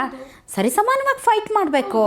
You are exactly correct. DK Shivakumar ಅವ್ರ ಜೊತೆ ವಾಕಿಂಗಲ್ಲಿ ಇನ್ನೊಬ್ಬ ಯಾರಾದರೂ ಅವರ ಬೆಂಬಲಿತ ಅಭ್ಯರ್ಥಿ ನಡ್ಕೊಂಡು ಹೋಗಿದ್ರೆ ಏನು ಸಪೋರ್ಟು ಅಂತಿದ್ರು. ಅದೇ ಒಬ್ಬ ಹೆಣ್ಮಗಳು ನಡ್ಕೊಂಡು ಹೋದ್ಲ ಅನ್ನೋ ಮಾತ್ರಕ್ಕೆ ಅಲ್ಲಿ ನೂರಾರು ಬಣ್ಣಗಳು, ನೂರಾರು ಕತೆಗಳು. ಇದು ಇವತ್ತಿನ ರಾಜಕಾರಣದಲ್ಲಿ ಇದೇ ವಸ್ತುಸ್ಥಿತಿ ಇರುವಂಥದ್ದು. ಇಷ್ಟು ಕೆಳಮಟ್ಟದಲ್ಲಿ ಇವರು ಯಾಕೆ ನನ್ನನ್ನು ಅಭ್ಯರ್ಥಿಯಾಗಿ ನೋಡಿ, ಬರೀ ಹೆಣ್ಣುಮಗಳು ಅಂತ ಯಾಕೆ ನೋಡ್ತಿದ್ದೀರಿ? ನಿಮ್ಮ ವಿರುದ್ಧ ನಿಂತು ಸ್ಪರ್ಧೆ ಮಾಡಿದಂಥ ಅಭ್ಯರ್ಥಿಯಾಗಿ ನೋಡಲಿಕ್ಕೆ ಯಾಕೆ ಕಷ್ಟ ಆಗ್ತಾ ಇದೆ? ನೀವು ಪುರುಷ ಅಭ್ಯರ್ಥಿಗಳಾಗಿದ್ದಿದ್ರೆ ನಿಮ್ಗೆ ಮಾತಾಡ್ತಿರ್ಲಿಲ್ಲ. ಮಹಿಳಾ ಅಭ್ಯರ್ಥಿಯಾಗಿರೋದಕ್ಕೆ ನೀವು ಇಷ್ಟೊಂದೆಲ್ಲ ಮಾತಾಡ್ತಿದ್ದೀರಲ್ಲ. ನಿಮಗೆ ಹುಟ್ಟಿಸಿರೋವಂಥದ್ದು ನಿಮ್ಮ ತಾಯಿ ಒಬ್ಬ ಹೆಣ್ಮಗಳಲ್ವಾ? ನೀವು ಇಬ್ಬರನ್ನ ಹೆಣ್ಮಕ್ಳನ್ನ ಹುಟ್ಟಿಸಿಲ್ವಾ? ನಿಮ್ಗೆ ಹೆಂಗೆ ಬೇಕೋ ಹಂಗೆ ಮಾತಾಡ್ಬಿಡ್ಬೋದಾ? ನೀವು ನಿಮ್ಮ ಮನೆ ಹೆಣ್ಮಕ್ಳನ್ನ ಯಾರೋ ಹಾದಿ ಬೀದಿಲಿ ಹೋಗೋನು ಕೆಟ್ಟ ದೃಷ್ಟಿಲಿ ನೋಡಿದ್ರೆ ತಡ್ಕೊಳ್ಳೋದಕ್ಕಾಗೋದಿಲ್ಲ? ಬೇರೆ ಹೆಣ್ಮಕ್ಳು ಹಂಗಾದ್ರೆ ಬಿಟ್ಟಿಯಾಗಿ ಸಿಕ್ಕಿರ್ತಾರಾ? ನೀವು ಅವ್ರ ಬಗ್ಗೆ ಹೆಂಗೆ ಬೇಕೋ ಹಂಗೆ ಮಾತಾಡ್ಬೋದಾ? ನೀವು ಯೋಚನೆ ಮಾಡಿ ಮೇಡಮ್, ನಾನು ಒಂದು ಅದೇ ಒಬ್ಬ ಪಕ್ಷದ ಒಬ್ಬ ಪುರುಷ ಆಗಿದ್ರೆ ಸರಿಯಾಗಿ ಟಾಂಗ್ ಕೊಡ್ತಾ ಇದ್ದಾರೆ, ಸರಿಯಾಗಿ ಫೈಟ್ ಮಾಡ್ತಾ ಇದ್ದಾರೆ, ಏನು ಓಡಾಡಕ್ ಬಿಡ್ತಾ ಇಲ್ಲ, ಸಖತ್ತಪ್ಪ ನೆಕ್ಸ್ಟ್ ಟೈಮ್ ಅವರೇ MLA ಅಂತ ಅವ್ರನ್ನ ಹೊಗಳ್ತಾ ಇದ್ರು. ಅದೇ ಒಬ್ಬ ಹೆಣ್ಮಗಳು ಮಾಡಿಬಿಟ್ರೆ, ಈ ಹೆಣ್ಮಕ್ಳಿಗೆ ಬೇರೆ ಕೆಲಸ ಇಲ್ಲ, ಅವ್ರು ಇಟ್ಟರೆ ಮುಗೀತು, ಅವ್ರು ಗುರಿ ಇಟ್ಟುಬಿಟ್ರೆ ಅದಕ್ಕೋಸ್ಕರ ಏನು ಬೇಕಾದರೂ ಮಾಡೋಕ್ಕೆ ರೆಡಿ ಇರ್ತಾರೆ. ಮಹಾಭಾರತ ಆಗಿದೆ, ಅದಾಗಿದೆ, ಇದಾಗಿದೆ. ಇವ್ರು ಎಕ್ಸಾಕ್ಟ್ಲಿ ಕರೆಕ್ಟ್. ಇದನ್ನೇ ಅವ್ರು ಮಾಡ್ತಾ ಇರುವಂಥದ್ದು. ಇವ್ರ ಮನೆ ಹೆಣ್ಮಕ್ಳನ್ನ ಒಬ್ರು ಕೆಟ್ಟ ದೃಷ್ಟಿಯಲ್ಲಿ ಹಾಕಿ ನೋಡಿದ್ರೆ ಅವ್ರು ತಡ್ಕೊಳ್ಳೋದಕ್ಕಾಗೋದಿಲ್ಲ. ಬೇರೆಯವ್ರ ಮಕ್ಕಳನ್ನ ಯಾವ ಬೇಕಾದರೂ ಹೆಂಗೆ ಬೇಕಾದರೂ ಮಾತಾಡ್ಬೋದು. ಯಾಕೆ ಒಂಟಿ ಹೆಣ್ಮಕ್ಳು ಸುಮ್ಮನೆ ಸಿಗ್ತಾರ ಇವರಿಗೆ? ನಮಗೂ ಹೇಳೋರು ಕೇಳೋರು ಇದ್ದಾರೆ ಮೇಡಮ್. ನಮಗೂ ಕೂಡ ಇವ್ರು ಮಾತಾಡೋ ಮಾತುಗಳಿಂದ ನೋವಾಗುತ್ತೆ, ನಮ್ಮ ಕುಟುಂಬದವ್ರಿಗೂ ಕೂಡ ನೋವಾಗುತ್ತೆ. ಯಾವ ಶತಮಾನದಲ್ಲಿದ್ದಾರೆ, ಯಾವ ರೀತಿ ಮಾತಾಡ್ತಾ ಇದ್ದಾರೆ. ಮರ್ಯಾದಸ್ಥ ಕುಟುಂಬದಿಂದ ಬಂದಂಥ ಹೆಣ್ಮಕ್ಳು ಇವತ್ತು ರಾಜಕಾರಣ ಮಾಡೋಕ್ಕಾಗತ್ತಾ ಇಂಥವ್ರ ಮಧ್ಯೆ? ನಾವು ಕೂಡ ನಿಮ್ಮ ಜೊತೆ ಸರಿಸಮವಾಗಿದ್ದೀವಿ, ನಮಗೂ ಅಧಿಕಾರ ಮಾಡೋಕ್ಕೆ ಎಲ್ಲ ಅರ್ಹತೆ ಯೋಗ್ಯತೆ ಇದೆ ಅಂತ ನಾವು ನಿಮ್ಮ ಮುಂದೆ ನಿಂತರೆ ಈ ರೀತಿ ಮಾತುಗಳನ್ನ ಆಡೋದು ಇವರು? ಮೇಡಮ್, ಮೊದಲಿಂದನೂ ಹಿಂಗೇನಾ ನೀವು ಸ್ಟ್ರಾಂಗಾ? ಅಲ್ಲ, ನನಗೆ ಯಾಕೆಂದರೆ ನೀವು ಮದುವೆ ಆಗಿದ್ದು 21 ವರ್ಷಕ್ಕೆ. ಸೊ 21 ವರ್ಷಕ್ಕೆ ಇಡೀ ಸಮಾಜ ಹೇಗೆ, ಈ ಪ್ರಪಂಚ ಹೇಗೆ, ರಾಜಕೀಯ ಹೇಗೆ ಅಷ್ಟು ಚೆನ್ನಾಗಿ ಗೊತ್ತಾಗುವಂತಹ ವಯಸ್ಸಲ್ಲ. ನಾನು ನೋಡಿದ್ರೆ ಹನುಮಂತರಾಯಪ್ಪ ಅವರು ನಿಮ್ಮನ್ನು ತುಂಬ ಮನೆಯಲ್ಲಿ ತುಂಬ ಪ್ರೀತಿಯಿಂದ ಅಕ್ಕರೆಯಿಂದ ಬೆಳೆಸಿದಂತೆ ಕಾಣುತ್ತೆ. ನೀವು ಇಷ್ಟೇ ಸ್ಟ್ರಾಂಗ್ ಇದ್ರಾ DK ರವಿ ಅವ್ರು ತೀರ್ಕೊಂಡಿದ್ದಾಗ? ಇಲ್ಲ, ನಾನು ಯಾವ ಕಡೆಯಿಂದ ನೋಡಿದ್ರೂ ನಾನು ಇಷ್ಟು ಸ್ಟ್ರಾಂಗ್ ಇರಲಿಲ್ಲ. ನನಗೆ ಜೀವನದ ಏಟುಗಳು ಬಿದ್ದ ಮೇಲೆ ಸ್ಟ್ರಾಂಗ್ ಆಗುತ್ತೆ ಅಂತ ಹೇಳ್ತಾರಲ್ಲ, ಹಾಗೆ ಎಲ್ಲ ಕಷ್ಟಗಳನ್ನು ನೋಡಿದ್ದೀನಿ. ಏನಾದರೂ ಎದುರಿಸ್ಬೋದು ಅನ್ನೋ ಛಲ ಬಂದಿದ್ದೆ ನನಗೆ ನನ್ನ ಜೀವನದಲ್ಲಿ ಆದಂಥ ಅನಾಹುತ ಆದಮೇಲೆ. ಎಷ್ಟು ವರ್ಷ ಟೈಮ್ ತೊಗೊಂಡ್ರಿ ಮೇಡಮ್ ಹೊರಗಡೆ ಬರೋಕ್ಕೆ? ನಾನು ಸುಮಾರು ಅದಾಗಿ 1 ವರ್ಷದಲ್ಲಿ ನಾನು ಓದಲಿಕ್ಕೆ ಅಂತ ಅಮೆರಿಕಾಗೆ ಹೋದೆ. ನನ್ನ ಸಂಪೂರ್ಣ ಮೈಂಡ್ಸೆಟ್ನ ವಿದ್ಯಾಭ್ಯಾಸವನ್ನು ಪಡ್ಕೋಬೇಕು, ಉನ್ನತ ವ್ಯಾಸಂಗ ಮಾಡಬೇಕು ಅಂತ ಹೇಳಿ ನಾನು ಅಮೆರಿಕಾಗೆ ಹೋಗಿ 2 ವರ್ಷಗಳ ಕಾಲ ನಾನು ಅಲ್ಲಿ ವಿದ್ಯಾಭ್ಯಾಸವನ್ನು ಪಡ್ಕೊಂಡು ವಾಪಸ್ ಹಿಂತಿರುಗಿ ನಮ್ಮ ದೇಶಕ್ಕೆ ಬಂದು ಇಲ್ಲಿ ಟೀಚರ್ ಕೆಲಸವನ್ನು ಮಾಡ್ತಾ ಇದ್ದದ್ದು. ಕಷ್ಟ ಇರುತ್ತೆ ಮೇಡಮ್ ಇವತ್ತಿನ ಸಮಾಜದಲ್ಲಿ. ಮೇಡಮ್, ಆ ಟೈಮ್ ನಾನು ಮೀಡಿಯಾದಲ್ಲಿದ್ದೆ, ಇನ್ನೊಂದು ಚಾನಲ್ ಇದೆ, ನಾನು ಪಬ್ಲಿಕ್ ಟಿವಿಯಲ್ಲಿ ಇದ್ದೆ. ಆವಾಗ ಮೀಡಿಯಾ ಟ್ರಯಲ್ ಒಂದು ಕಡೆ, ಪೊಲೀಸ್ ಇನ್ವೆಸ್ಟಿಗೇಷನ್ ಒಂದು ಕಡೆ, BJP ಅವರ ಹಾರಾಟ ಒಂದು ಕಡೆ, ಕಾಂಗ್ರೆಸ್ನವರ ತೊಳಲಾಟ ಒಂದು ಕಡೆ, ತಂದೆಯವರ ಬಗ್ಗೆ ಒಂದಿಷ್ಟು, ಇವನ್ ನಿಮ್ಮ ಫ್ಯಾಮಿಲಿ, ನಿಮ್ಮ ಅತ್ತೆ, ಅವರು ಇವರು ಅವರ ಮಾತುಗಳು ಒಂದು ಕಡೆ. ಜಸ್ಟ್ ನಿಮ್ಗೆ ಅವಾಗ ಎಷ್ಟು 22 ಇಯರ್ಸಾ 24 ಇಯರ್ಸ್. ಸೊ ಆ ಟೈಮಲ್ಲಿ ನಿಮ್ಮ ಜೊತೆ ನಿಂತವ್ರು ಯಾರು ಮೇಡಮ್? ನಿಮ್ಮ ಶಕ್ತಿ ತುಂಬಿದವ್ರೆ? ನನ್ನ ತಂದೆ ತಾಯಿ ನನಗೆ ಜೊತೆಯಲ್ಲಿ ನಿಂತಿದ್ದು. ಅವತ್ತು ಎಷ್ಟರ ಮಟ್ಟಿಗೆ ನಮ್ಮನ್ನು ಕುಗ್ಸಿ ಇಡೀ ಸಮಾಜ ಇವರು ಅವರು ಅಂತ ಅಲ್ಲ, ಇಡೀ ಸಮಾಜ ನಮ್ಮ ಮೇಲೆ ಒಂದು ರೀತಿ ಬೊಟ್ಟನ್ನು ಮಾಡಿ ಬೆಟ್ ಮಾಡಿ ತೋರಿಸುವಂಥ ಒಂದು ಕೆಲಸವನ್ನು ಮಾಡ್ತು. ಎಲ್ಲ ರೀತಿಯಲ್ಲೂ ಕುಗ್ಸುವಂಥ ಪ್ರಯತ್ನವನ್ನು ಮಾಡ್ತು. ನನ್ನ ತಂದೆ ತಾಯಿ ಅವ್ರಿಗೆ ನನಗೆ ಶಕ್ತಿಯಾಗಿ ನಿಂತು ಒಂದು ಶೀಲ್ಡ್ ಅಂತಾರಲ್ಲ, ಎಲ್ಲ ಬಾಣಗಳನ್ನು ನಮ್ಮ ತಂದೆ ಅವರ ಎದೆಗೆ ತೆಗೆದುಕೊಂಡು ಮಗಳಿಗೆ ಏನೂ ಆಗಬಾರ್ದು ಅಂತ ಹೇಳಿ, ಮಗಳು ಆಲ್ರೆಡಿ ನೋವನ್ನು ಅನುಭವಿಸ್ತಾ ಇದ್ದಾಳೆ ಅಂತ ಹೇಳಿ ನನ್ನ ತಂದೆ, ನನ್ನ ಸಹೋದರ ಸಹೋದರಿ, ನನ್ನ ತಾಯಿ ಇವ್ರು ಎಲ್ಲರೂ ನಿಂತು ನನಗೆ ಶಕ್ತಿಯನ್ನು ಕೊಟ್ಟರು. ಆಯಿತು, ಮುಂದೆ ಏನಾಗುತ್ತೆ ಅಂತ ನೋಡು, ಮುಂದೆ ಛಲದಿಂದ ಬದುಕೋದನ್ನು ಕಲ್ತ್ಕೋ, ಆಗಿದ್ದಾಯಿತು, ಇವತ್ತು ಏನು ನಿನಗೆ ಆಗಿದೆ ಪರಿಸ್ಥಿತಿ, ಇದು ಬಹುಶಃ ನಾನು ಕೊನೆಯವರೆಗೂ ನಾನು ಉಸಿರಿರೋವರೆಗೂ ಕೇಳ್ಕೊಳ್ಳೋದಿಷ್ಟೇ, ನನಗಾದಂಥ ಅನ್ಯಾಯ ಬೇರೆ ಯಾವ ಹೆಣ್ಮಕ್ಳಿಗೂ ಆಗಬಾರ್ದು. ಬಟ್ ನಿಮ್ಗೆ ಅನ್ಯಾಯ ಆಗಿದೆ ಅಂತ ಇಲ್ಲಿಯವ್ರು, ಯಾಕೆಂದರೆ DK ರವಿ ಅವರ ಮೇಲೆ ಸತ್ತ ಮೇಲೆ ಅವ್ರಿಗಿರುವಂತಹ ಸಿಂಪತಿ ಏನಿತ್ತಲ್ಲ, ಅದು ಒಬ್ಬ ಗಂಡನನ್ನು ಕಳೆದುಕೊಂಡಂತಹ ಒಂದು ಚಿಕ್ಕ ವಯಸ್ಸಿನ ಹೆಣ್ಮಗಳ ಮೇಲೆ ಈ ಸಮಾಜ ತೋರಿಸ್ಲೇ ಇಲ್ಲ ಮೇಡಮ್. ಕುಸುಮ ಒಬ್ಬ ಗಂಡನನ್ನು ಕಳ್ಕೊಂಡಿದ್ದಾಳೆ, ತನ್ನದಲ್ಲದ ತಪ್ಪಿಗೆ ಆಕೆ ಇವತ್ತು ರೋಧಿಸ್ತಾ ಇದ್ದಾಳೆ, ನೋವು ಪಡ್ತಾ ಇದ್ದಾಳೆ ಅಂತ ಈ ಸಮಾಜ ಅವತ್ತು ಯಾರೂ ಮಾತಾಡಲಿಲ್ಲ. ಅವತ್ತು ಯಾರೂ ನಿಮಗೆ ಸಿಂಪತಿ ಕೊಡಲೇ ಇಲ್ಲ. ಹೌದು, ಎಲ್ಲರೂ ಕೂಡ ನಮ್ಮನ್ನು ದೂಷಿಸೋದ್ರಲ್ಲೇ ಇದ್ದರು. ಅವತ್ತು ನನಗೆ ಅನ್ಯಾಯ ಆಯಿತು ಅಂತ ಯಾರಿಗೂ ಕೂಡ ಅದರ ಅರಿವೇ ಆಗಲಿಲ್ಲ. ಆದರೂ ನಾನು ಒಂದೇ ನನ್ನ ಮನಸ್ಸಲ್ಲಿದ್ದಿದ್ದು, ಒಬ್ಬ ವ್ಯಕ್ತಿ ಇವತ್ತು ಬದುಕಿಲ್ಲ, ತೀರೋಗಿರೋವಂಥ ವ್ಯಕ್ತಿ ಬಗ್ಗೆ ನಾವು ಏನನ್ನೂ ಕೂಡ ಕೆಟ್ಟದ್ದು ಮಾತಾಡಬಾರ್ದು. CBI ರಿಪೋರ್ಟ್ ನೋಡಿದ್ದೀವಿ, ಮತ್ತು ಆವಾಗ ಆದಂಥ ಇನ್ವೆಸ್ಟಿಗೇಷನ್ನ ಪ್ರತಿಯೊಂದು ಹಂತನೂ ನಮಗೆ ಗೊತ್ತು. DK ರವಿ ಅವರ ಸಾವಿಗೆ ಅಸಲಿ ಕಾರಣ ಏನು ಅನ್ನೋದು ಭಾಳಷ್ಟು ಜನರಿಗೂ ಗೊತ್ತು. ಬಟ್ ನೀವಾಗಲಿ, ನಿಮ್ಮ ಕುಟುಂಬ ಸದಸ್ಯರಾಗಲಿ ಇಲ್ಲಿಯವರೆಗೆ ಆ ವಿಚಾರದಲ್ಲಿ ತುಟಿಪಿಟ್ಟಕ್ಕಂದಿಲ್ಲ. ನೀವೆಲ್ಲ ಬ್ಲೇಮ್ ತೊಗೊಂಡ್ರೆ ಹೊರತು ಆ್ಯಕ್ಚುಯಲ್ ರೀಸನನ್ನು ನೀವು ಹೊರಗಡೆ ಇಲ್ಲಿವರೆಗೂ ಮಾತಾಡಿಲ್ಲ. DK ರವಿ ಹೇಗೆ ಒಬ್ಬ ಸಮಾಜದಲ್ಲಿ ನಾನು ಒಬ್ಬ ಆಫೀಸರ್ ಆಗಬೇಕು, ನಾನು ಅವ್ರ ಥರ ಆಗಬೇಕು ಅನ್ನೋರಿಗೆ ಒಬ್ಬ ರೋಲ್ ಮಾಡೆಲಾಗಿ ಹೇಗಿದ್ದಾರೋ ಹಾಗೇ ಇರೋಕ್ಕೆ ಬಿಟ್ಟಿದ್ದೀರಿ. ಸೊ ಯಾಕೆಂದರೆ ಭಾಳ ಈಸಿ ಮೇಡಮ್, ನನ್ನ ಮೇಲೆ ಆರೋಪ ಬರ್ತಾ ಇದೆ ಅನ್ನುವಾಗ ಸಿಡಿದೇ ಹೇಳೋದು it's a quite common human behaviour. But ಆದರೂ ಅದನ್ನೆಲ್ಲ ನುಂಗಿ ಆ ವ್ಯಕ್ತಿಯನ್ನು ಹೇಗಿದ್ರೋ ಹಾಗೆ ಪೊಟ್ರೆ ಮಾಡ್ತಾ ತನ್ನನ್ನು ತಾನು ಕುಗ್ಗಿಸ್ಕೊಳ್ತಾ ತುಂಬ ಕಷ್ಟ ಮೇಡಮ್ ಇದೆಲ್ಲ. ಬಹಳ ನೋವಾಗುತ್ತೆ. ಬಹುಶಃ ನಾನು ಅವತ್ತು ಸ್ವಾರ್ಥಿಯಾಗಿರಬೇಕಿತ್ತು, ನಾನು ಕೂಡ ಸ್ವಾರ್ಥಿಯಾಗಿರಬೇಕಿತ್ತು, ನಾನು ಕೂಡ ಹೊರಗಡೆ ಬಂದು ಎಲ್ಲವನ್ನು ಬಿಚ್ಚಿಡಬೇಕಿತ್ತು. ಆದರೆ ನಾನು ಅದು ಮಾಡಲಿಲ್ಲ. ಯಾಕೆ ಅಂದರೆ ಒಂದೇ ಕಾರಣ, ಎಷ್ಟೋ ಜನ ವ್ಯಕ್ತಿಯನ್ನು ರೋಲ್ ಮಾಡೆಲ್ ಅಂತ ಹೇಳಿ ಸಣ್ಣ ಸಣ್ಣ ಮಕ್ಕಳುಗಳು ಕೂಡ ನಾನು IAS ಅಧಿಕಾರಿ ಆಗಬೇಕು, ನಾನು IPS ಅಧಿಕಾರಿ ಆಗಬೇಕು ಅಂತ ಹೇಳೋ ಅಂಥದ್ದು ದಿನಗಳಿತ್ತು ಅವತ್ತು. ಆ ಮಕ್ಕಳ ಆಸೆಯನ್ನು, ಆ ಮಕ್ಕಳ ಭವಿಷ್ಯವನ್ನು ನಾನು ಇದೆಲ್ಲ ಹೇಳಿ ಅವ್ರು ಹಾಳು ಮಾಡಬಾರ್ದು, ನನ್ನ ನೋವಾಯಿತು, ನನಗಾಯಿತು, ಅನ್ಯಾಯ ಆಯಿತು, ನನ್ನಲ್ಲೇ ಇರಲಿ ಅಂತ ಹೇಳಿ ನಾನು ನನ್ನ ಹೊಟ್ಟೆಯಲ್ಲಿ ಇಟ್ಕೊಂಡು ಬೈತೀರಾ ಬೈಕೊಳ್ಳಿ, ಅನುಮಾನ ಪಡ್ತೀರಾ ಅನುಮಾನ ಪಟ್ಕೊಳ್ಳಿ, ದೂಷಿಸ್ತೀರಾ ದೂಷಿಸ್ಕೊಳ್ಳಿ ಅಂತ ಹೇಳಿ ಇದುವರೆಗೂ ನಾನು ಎಲ್ಲೂ ಕೂಡ ನಾನು ಯಾವ ವಿಚಾರವನ್ನು ಕೂಡ ತೆಗೆದಿಲ್ಲ. CBI ರಿಪೋರ್ಟ್ ಬಂತು, CBI ರಿಪೋರ್ಟಲ್ಲಿ ಎಲ್ಲವೂ ಕೂಡ ಸಾರಾಸಗಟಾಗಿ ವಿವರಿಸಿಟ್ಟಿದ್ರು. ಇದು ಜನಗಳಿಗೆ ಗೊತ್ತಾಗಲ್ವಾ? ಯಾಕೆ ಒಬ್ಬ ಹೆಣ್ಣುಮಗಳನ್ನೇ ಯಾವಾಗಲೂ ದೂಷಿಸ್ತೀರಿ? ಗಂಡಸರು ತಪ್ಪು ಮಾಡೋಕ್ಕೆ ಸಾಧ್ಯ ಇಲ್ವಾ? ಹೆಣ್ಣು ಅಂತ ಸಿಕ್ಕಿದ್ರೆ ನೀವು ಎಲ್ಲರೂ ಕೂಡ ಒಂದೊಂದು ಕಲ್ಲು ಹಾಕಿ ಹೊಡಿಬೇಕು ಅಂತ ಯಾಕೆ ಯಾವಾಗಲೂ ನೋಡ್ತಿರ್ತೀರಿ? ನಾನು ಕೂಡ ಬಹಳ ಸಣ್ಣ ವಯಸ್ಸಿನಲ್ಲಿ 25 ವರ್ಷದಲ್ಲಿ ಗಂಡನನ್ನು ಕಳ್ಕೊಂಡು ಎಷ್ಟು ಮಟ್ಟಿಗೆ ನೋವನ್ನು ಅನುಭವಿಸಿದ್ದೀನಿ. ಅದು ಎಲ್ಲ ಬೇರೆ ಸಮಾಜ, ಇಡೀ ಸಮಾಜ ಒಂದು ಕಡೆ ನನ್ನ ಕಳ್ಕೊಂಡಿದ್ದ ಕಾರಣ, ನನ್ನ ಜೀವನ ಹಂಗೆ ಛಿದ್ರಾಗಿದ್ದ ಕಾರಣ ಇತ್ತಲ್ಲ, ಆ ಕಾರಣದನ್ನು ನಾನು ಹೆಂಗೆ ಜೀರ್ಣಿಸ್ಕೋಬೇಕು? ನಿಮ್ಮನೆ ಹೆಣ್ಮಕ್ಳಿಗೆ ಅದೇ ರೀತಿ ಆಗಿದ್ದಿದ್ರೆ ನೀವು ಸುಮ್ಮನೆ ಇರ್ತಿದ್ರಾ? ನಿಮ್ಮನೆ ಹೆಣ್ಮಕ್ಳಿಗೆ ಇದೇ ರೀತಿಯಾದಂಥ ಕಾರಣಗಳಿಗೆ ಯಾರೋ ಒಬ್ಬರು ನಿಮಗೆ ಅನ್ಯಾಯ ಮಾಡಿ ಹೋದಾಗ ನೀವು ಒಪ್ಕೋತಿದ್ರ ಅದನ್ನು? ಇವತ್ತು ನನಗೆ ಎಷ್ಟೋ ಜನ ಸೋಷಿಯಲ್ ಮೀಡಿಯಾಗಳಲ್ಲಿ ಮೆಸೇಜ್ ಮಾಡ್ತಾರೆ, ಮೇಡಮ್ ನನಗೆ 28 ವರ್ಷ, ನನ್ನ ಗಂಡ ತೀರೋದ್ರು, ನೀವು ಹೆಂಗೆ ಫೇಸ್ ಮಾಡಿದ್ರಿ, ನನಗೆ ದಯಮಾಡಿ ಹೇಳಿ, ನಾನು ನಿಮ್ಮ ಜೊತೆ ಮಾತಾಡಬೇಕು, ನನಗೆ ಧೈರ್ಯ ಬೇಕು, ಹೇಳಿ ಮೇಡಮ್ ಅಂತ ಹೇಳ್ತಾರೆ. ಎಲ್ಲೋ ನಾನು ಉಸಿರಾಡಿ ಬದುಕ್ತಿರೋದೇ ಎಷ್ಟೋ ಜನ ಹೆಣ್ಮಕ್ಳುಗಳಿಗೆ, ಕಷ್ಟಪಟ್ಟು ಹೆಣ್ಮಕ್ಳುಗಳಿಗೆ ಎಲ್ಲೋ ಒಂದು ಸ್ಫೂರ್ತಿ ಅಂತ ಅನಿಸುತ್ತೆ. ಅವ್ರು ಫೋನ್ ಮಾಡ್ತಾರೆ, ಇಲ್ಲಿಲ್ಲ ಎಲ್ಲ ಬೇರೆ ಕಡೆ ಸೆಟ್ಲ್ ಆಗಿರೋಂಥ ಹೆಣ್ಮಕ್ಳು ಫೋನ್ ಮಾಡಿ, ನನ್ನ ಗಂಡ ತೀರೋದ್ರು, ಅವ್ರಿಗೆ ಏನೋ ಕಾಯಿಲೆ ಇತ್ತು, 1 ವರ್ಷದಿಂದ ನರಳ್ತಾ ಇದ್ರು, ತೀರೋದ್ರು, ನೀವು ಹೆಂಗೆ ಅಷ್ಟು ಸಣ್ಣ ವಯಸ್ಸಿನಲ್ಲಿ ಎಲ್ಲ ಸಹಿಸ್ಕೊಂಡ್ರಿ, ಹೆಂಗೆ ನೀವು ಎದುರಿಸಿದ್ರಿ, ನಮ್ಗೆ ನೀವೇನಾದರೂ ಮಾತಾಡಿ ಹೇಳಿ ಅಂತ ಹೇಳ್ತಾರೆ. ಅಂದರೆ ಇದು ಸಮಾಜ ಹೆಂಗಿದೆಯಲ್ಲ ಗೊತ್ತಾ ಮೇಡಮ್, ನಾವೇನಾದರೂ ವೀಕ್ ಅಂತ ಗೊತ್ತಾಯಿತು ಅಂತಂದರೆ ನಿಮ್ಮನ್ನು ತುಳಿಲಿಕ್ಕೆ ಪ್ರಯತ್ನ ಮಾಡ್ತಾರೆ. ನೀವು ಯಾವಾಗ ಏನು ಮಾಡ್ತಿರೋ ಮಾಡಿ ಅಂತ ಎದುರು ನಿಂತಾಗ ಮಾತ್ರ ಅವರು ಕೂಡ ಹೆದರೋದು.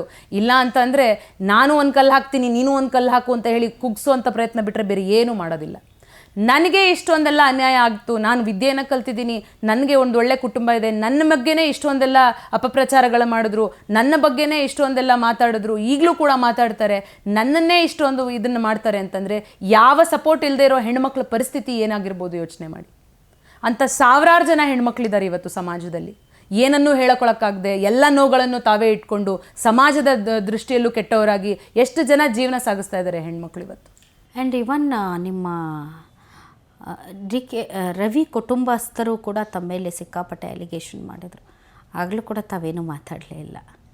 ನನಗೆ ಅವತ್ತು ನಾನು ಸ್ವಾರ್ಥಿ ಆಗಿಲ್ಲ ಅಂತ ನಾನು ಯಾಕೆ ಹೇಳಿದೆ ಅಂತಂದರೆ, ಎಲ್ಲರೂ ಕಳ್ಕೊಂಡಿದ್ದಾರೆ, ನಾನು ಕಳ್ಕೊಂಡಿದ್ದೀನಿ, ಅವರು ಅವ್ರ ಮಗನ್ನ ಕಳ್ಕೊಂಡಿದ್ದಾರೆ. ಅವ್ರು ಏನು ಬೇಕಾದರೂ ಮಾತಾಡಲಿ, ನಾನು ಯಾವತ್ತೂ ಕೂಡ ಅವ್ರನ್ನ ಕೆಟ್ಟದಾಗಿ ಮಾತಾಡಬೇಕು ಅಂತ ನನಗೆ ಯಾವತ್ತೂ ಅನ್ನಿಸ್ಲಿಲ್ಲ. ಆದರೆ ನನಗೆ ನನ್ನ ಆತ್ಮಗೌರವ ಮಾತ್ರ ಬಹಳ ದೊಡ್ಡದಾಗಿ ಪೆಟ್ಟು ಬಿತ್ತು. ನನ್ನ ಆತ್ಮಗೌರವಕ್ಕೆ ನಾನು ಅಷ್ಟು ಚೆನ್ನಾಗಿ ನನ್ನ ಸ್ವಂತ ತಂದೆ ತಾಯಿ ಥರ ನಾನಿದ್ದು ನೋಡ್ಕೊಂಡ ನನ್ನ ಅತ್ತೆ ಮಾವ ನನಗೆ ಆ ಮಟ್ಟದ ಒಂದು ನೋವನ್ನು ಕೊಟ್ಬಿಟ್ರಲ್ಲ ಅನ್ನೋ ಒಂದು ಆತ್ಮಗೌರವ ಏನು ಚುಚ್ಚಿದ್ರಲ್ಲ, ಅದು ನನಗೆ ನೋವಿರುವಂಥದ್ದು, ಬೇರೆ ಯಾವುದೂ ಇಲ್ಲ. ಅವರು ಕಳ್ಕೊಂಡಿದ್ದಾರೆ. ಮಕ್ಕಳಿದ್ದಾರೆ ಮೇಡಮ್, ಬೇರೆ ಮಕ್ಕಳಿದ್ದಾರಾ? ಇಲ್ಲ, ಅವ್ರಿಗೆ ಇನ್ನೊಬ್ಬ ಮಗ ಮತ್ತು ಮಗಳಿದ್ದಾಳೆ, ಮೊಮ್ಮಕ್ಕಳಿದ್ದಾರೆ, ಇದ್ದಾರೆ.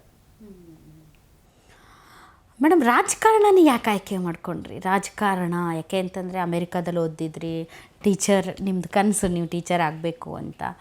ಬಟ್ ಇದು ರಾಜಕಾರಣ ಅನ್ನೋದು ಇದು ಗೊತ್ತಲ್ಲ ಮೇಡಮ್, ನಿಮ್ಮ ರಾಜಕಾರಣ ಅನ್ನೋದು ಈಗ ಆ ಸಭ್ಯ ನೈತಿಕ ಆ ರಾಜಕೀಯ ಅದು ಮುಗಿದೋಗಿದೆ. ಈಗೇನಿದ್ರೂ ಕೂಡ ವೈಷಮ್ಯ, ದ್ವೇಷ, ಹಣಬಲ, ತೋಳ್ಬಲ, ಇಂತಹ ರಾಜಕೀಯದಲ್ಲಿ ನಾನು ಬರಬೇಕು, ನಾನು ಸಾಧನೆ ಮಾಡಬೇಕು ಅನ್ನುವಂಥ ಥಾಟ್ ಹೆಂಗೆ ಬಂತು ಅಂತ? ಇಲ್ಲ, ನಾನು ಯಾವತ್ತೂ ರಾಜಕಾರಣಕ್ಕೆ ಬರಬೇಕು ಅಂತ ಅಂದ್ಕೊಂಡವಳೆ ಅಲ್ಲ. ನನ್ನ ಪಾಡಿಗೆ ನಾನು ಇಲ್ಲಿ ಟೀಚಿಂಗ್ ಕೆಲಸ ಮಾಡಿಕೊಂಡು ಮಕ್ಕಳಿಗೆ ಪಾಠ ಹೇಳ್ಕೊಂಡಿದ್ದಂಥವಳು. ಈ ಕ್ಷೇತ್ರದಲ್ಲಿ ಉಪಚುನಾವಣೆ ಬಂತು. ಈ ಕ್ಷೇತ್ರದಲ್ಲಿ ಉಪಚುನಾವಣೆ ಬಂದಂಥ ಸಂದರ್ಭದಲ್ಲಿ ಕಾಂಗ್ರೆಸ್ ಪಕ್ಷ ಇಲ್ಲ ಒಂದು ಹೆಣ್ಣುಮಗಳಿಗೆ, ವಿದ್ಯಾವಂತ ಹೆಣ್ಣುಮಗಳಿಗೆ ಅವಕಾಶ ಕೊಡಬೇಕು, ಮುಂದೆ ಒಳ್ಳೆ ಭವಿಷ್ಯ ಇರುತ್ತೆ, ಹೆಚ್ಚಿನ ಹೆಣ್ಮಕ್ಳು ಮುಂದೆ ರಾಜಕಾರಣಕ್ಕೆ ಬರಬೇಕು, ಈ ಸಮಾಜದಲ್ಲಿ ಒಂದು ಸುಧಾರಣೆ ಆಗಬೇಕು ಅಂತಂದರೆ ಒಂದು ಸಮಾನತೆ ಇರಬೇಕು ಅಂತ ಹೇಳಿ ಒಂದು ಹೆಣ್ಣುಮಗಳಿಗೆ ಅವಕಾಶವನ್ನು ಕೊಡೋಣ.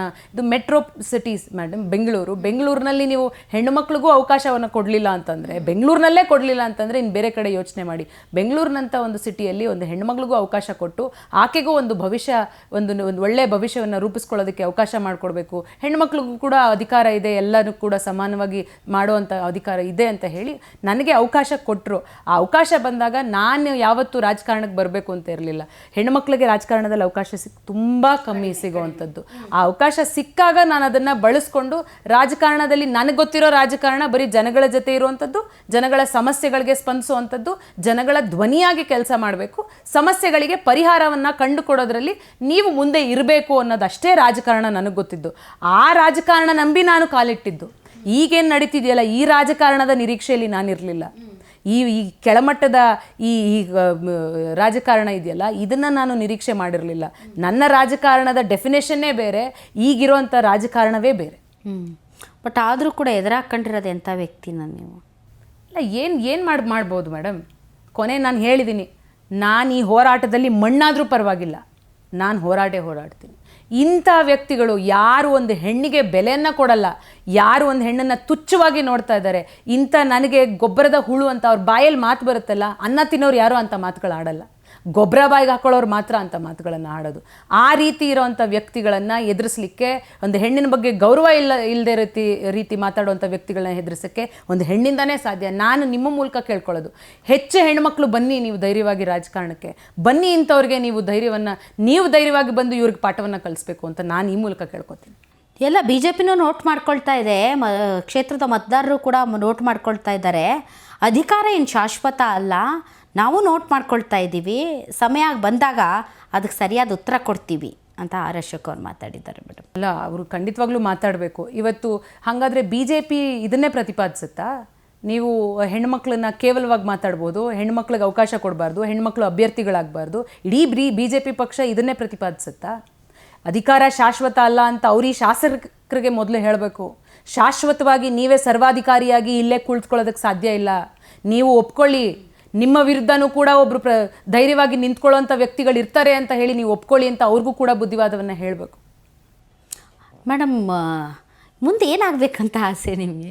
ಇಲ್ಲ, ನಾನು ಆಸೆ ಅನ್ನೋದಕ್ಕಿಂತ ಹೆಚ್ಚಾಗಿ ಈ ಕ್ಷೇತ್ರದಲ್ಲಿ ಒಂದು ಬದಲಾವಣೆ ಬರಬೇಕು.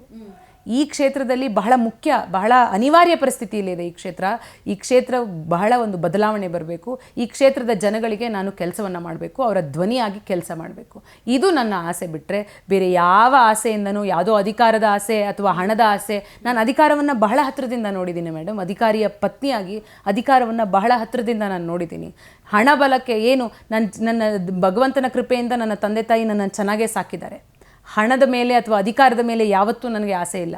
ನಾನು ಬಂದಿದ್ದು ಜನಗಳ ಸೇವೆ ಮಾಡಬೇಕು, ಜನಗಳ ಜೊತೆ ನಿಂತು ಕೆಲಸ ಮಾಡಬೇಕು ಅಂತ ಹೊರತು ಬಿಟ್ಟರೆ ಬೇರೆ ಯಾವ ಉದ್ದೇಶನೂ ಇಲ್ಲ. ಅದನ್ನೇ ನಾನು ಮುಂದುವರಿಸ್ಕೊಂಡು ಹೋಗ್ತೀನಿ. ನಾನು 1000 ಜನಕ್ಕೆ ಸಹಾಯ ಮಾಡೋಕ್ಕಾಗಲ್ಲ, ನನಗೆ ಗೊತ್ತಿದೆ ಅದು. ನಾನು 1000 ಜನಕ್ಕೆ ಸಹಾಯ ಮಾಡೋದಕ್ಕಾಗೋದಿಲ್ಲ. ನನ್ನಿಂದ 10 ಜನಕ್ಕೆ ಸಹಾಯ ಮಾಡಿದ್ರೂ ನನಗೆ ಅದೇ ತೃಪ್ತಿ. ಆ 10 ಜನಕ್ಕೆ ನಾನು ಯಾವ ರೀತಿ ಸಹಾಯವನ್ನು ಮಾಡ್ಬೋದು, ನನ್ನ ಸಂಪೂರ್ಣ ಪರಿಶ್ರಮವನ್ನು ಹಾಕಿ ಆ 10 ಜನಕ್ಕೆ ಸಹಾಯ ಮಾಡ್ತೀನಿ. ಅದನ್ನು ಮಾಡಬೇಕು ಅಂತ ಇದ್ದೀನಿ ಹೊರತು ಬೇರೆ ಯಾವ ಆಸೆಯೂ ಇಲ್ಲ, ಯಾವ ಆಕಾಂಕ್ಷೆಯೂ ಇಲ್ಲ ನನಗೆ. ನಿಮ್ಮ ಕ್ಷೇತ್ರದ ಮತದಾರರು ಇವತ್ತು ಈ ಕಾರ್ಯಕ್ರಮ ನೋಡ್ತಾ ಇರ್ಬೋದು ಮೇಡಮ್, ಅವ್ರಿಗೆ ಏನು ಹೇಳೋಕ್ಕೆ ಇಷ್ಟಪಡ್ತೀರಿ? ನನ್ನ ಕ್ಷೇತ್ರದ ಮತದಾರರು ಹಾಗೆ ಇಡೀ ರಾಜ್ಯದ ಜನತೆಗೆ ನಾನು ಹೇಳಲಿಕ್ಕೆ ಬಯಸೋದು ಒಂದೇ, ಯಾರು ಒಳ್ಳೆ ಸಂಸ್ಕಾರ ಇರೋವಂಥವ್ರನ್ನ, ಒಳ್ಳೆ ಆಲೋಚನೆಗಳನ್ನು ಇಟ್ಕೊಳ್ಳೋವಂಥವ್ರನ್ನ, ಸಮಾಜದ ಸ್ವಾಸ್ಥ್ಯವನ್ನು ಕಾಪಾಡುವಂಥ ರಾಜಕಾರಣಿಗಳನ್ನು, ಜನಪ್ರತಿನಿಧಿಗಳನ್ನು ಬೆಂಬಲಿಸಿ. ಯಾಕಂದರೆ ಮುಂದೆ ನಮ್ಮ ಮಕ್ಕಳು, ಮೊಮ್ಮಕ್ಕಳು ಎಲ್ಲರೂ ಕೂಡ ಇದೇ ಸಮಾಜದಲ್ಲಿ ಬದುಕಬೇಕು. ದ್ವೇಷ ಬಿತ್ತುವಂಥದ್ದು, ಎಲ್ಲರ ಬಗ್ಗೆ ಕೀಳು ಭಾವನೆ ಇಟ್ಕೊಂಡಿರುವಂಥದ್ದು, ಸರ್ವಾಧಿಕಾರಿ ನಾನು ಹೇಳಿದ್ರೇ ಎಲ್ಲ, ನಾನು ಇಲ್ಲ ಅಂತಂದರೆ ಯಾವುದೂ ಇಲ್ಲ ಅನ್ನೋವಂಥ ವ್ಯಕ್ತಿಗಳನ್ನು ದಯಮಾಡಿ ಬೆಂಬಲಿಸಬೇಡಿ.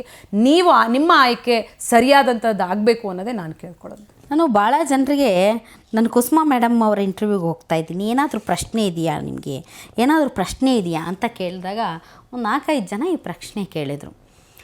ಅದವರ ಕೆಟ್ಟ ಕ್ಯೂರಿಯಾಸಿಟಿ ಇರಬಹುದು, ನಿಮ್ಮ ಬಗ್ಗೆ ಸಮಾಜದಲ್ಲಿ ಅಥವಾ ನಿಮ್ಮ ಕ್ಷೇತ್ರದಲ್ಲಿ ಸೃಷ್ಟಿಸಿರುವಂತಹ ಕೆಲ ಅನುಮಾನದ ಮಾತುಗಳಾಗಿರ್ಬೋದು. ಇದೆಲ್ಲದರ ಹಿನ್ನೆಲೆಯಲ್ಲಿ ಈ ಪ್ರಶ್ನೆ ಬಂದಿರಬಹುದು. ಆಮೇಲೆ ನಾನು ಒಬ್ಬ ಹೆಣ್ಮಗಳಾಗಿ ಈ ಪ್ರಶ್ನೆ ಕೇಳೋದಕ್ಕೆ ನನಗೂ ಭಾಳ ಮುಜುಗರ ಇದೆ. ಬಿಕಾಸ್ ಅದು ನಿಮ್ಮ ಇಚ್ಛೆಗೆ ಬಿಟ್ಟಂತಹ ವಿಚಾರ. ಮದುವೆ ಆಗ್ತಾರಾ ಕುಸುಮ ಅವರು? ಮತ್ತೆ ಮದುವೆ ಆಗ್ತಾರಾ ಕುಸುಮ ಅವರು? ಮತ್ತೆ MLA ಆಗ್ತಾರಾ ಕುಸುಮ ಅವರು? ಮತ್ತೆ ಏನು ಮಾಡ್ತಾರೆ, ಹೇಗಿರದೆ ಅವರ ರಾಜಕೀಯ ಪಟ್ಟು ಅನ್ನೋದಕ್ಕಿಂತ ಭಾಳ ಜನರಿಗೆ ಭಾಳ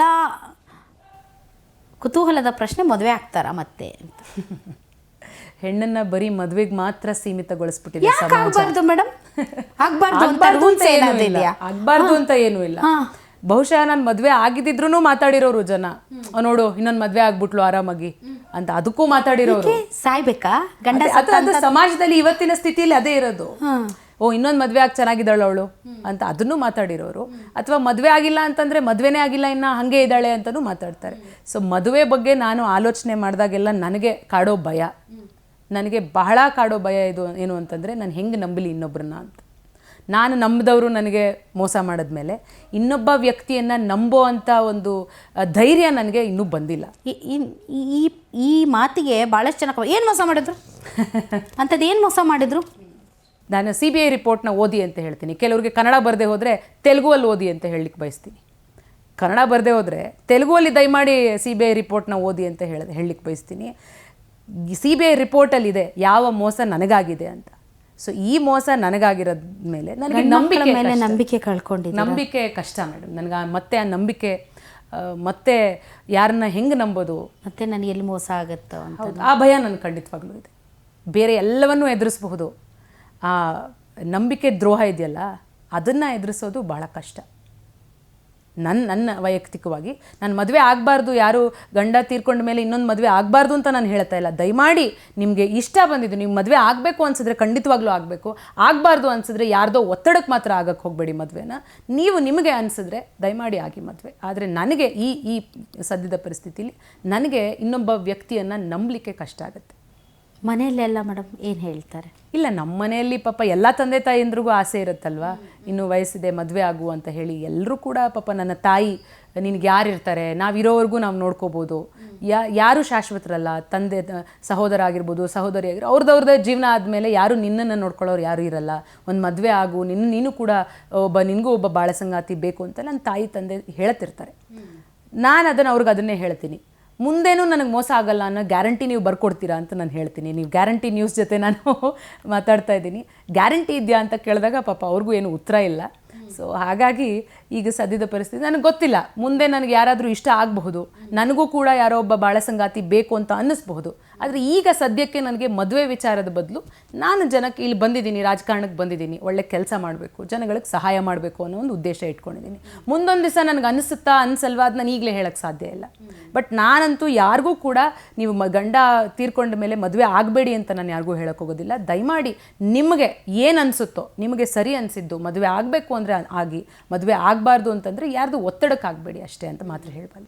ಸಾಕಷ್ಟು ರಾಜಕೀಯ ಬೆಳವಣಿಗೆಗಳಾಗ್ತಾ ಇದೆ ಮೇಡಮ್, ತಾವು ಗಮನಿಸ್ತೀರಿ, because you are a part of a Congress. So ಈಗ ಸದ್ಯದಲ್ಲಿ ತುಂಬ ಚರ್ಚೆ ಆಗ್ತಾ ಇರೋದು ಈ ಪವರ್ ಶೇರಿಂಗ್ ವಿಚಾರ, ಅಥವಾ DK ಶಿವಕುಮಾರ್ ಅವರು ಮತ್ತೆ ಮುಖ್ಯಮಂತ್ರಿ. ಯಾಕಂದರೆ ನಿನ್ನೆನೂ ಕೂಡ ಪಾಪ ಅವರು ವಾಕ್ ಮಾಡಬೇಕಾದ್ರೆ ಯಾರೋ ಒಬ್ಬ ಹಿರಿಯ ನಾಗರಿಕರಿಗೆ ಹೇಳ್ತಾರೆ, ಅವ್ರಿಗೆ ಸರ್ 47 ವರ್ಷ ಈ ಪಕ್ಷಕ್ಕೋಸ್ಕರ ದುಡ್ದಿದ್ದೀರಾ, ನೀವು ಯಾವಾಗ CM ಆಗೋದು ಅಂತ. ಬಟ್ DK ಶಿವಕುಮಾರ್ ಅವರು ಅಷ್ಟೇ ನಯವಾಗಿ ಆ ಒಂದು ಪ್ರಶ್ನೆಗೆ ಉತ್ತರಿಸದೆ ಹೊರಟೋದ್ರು.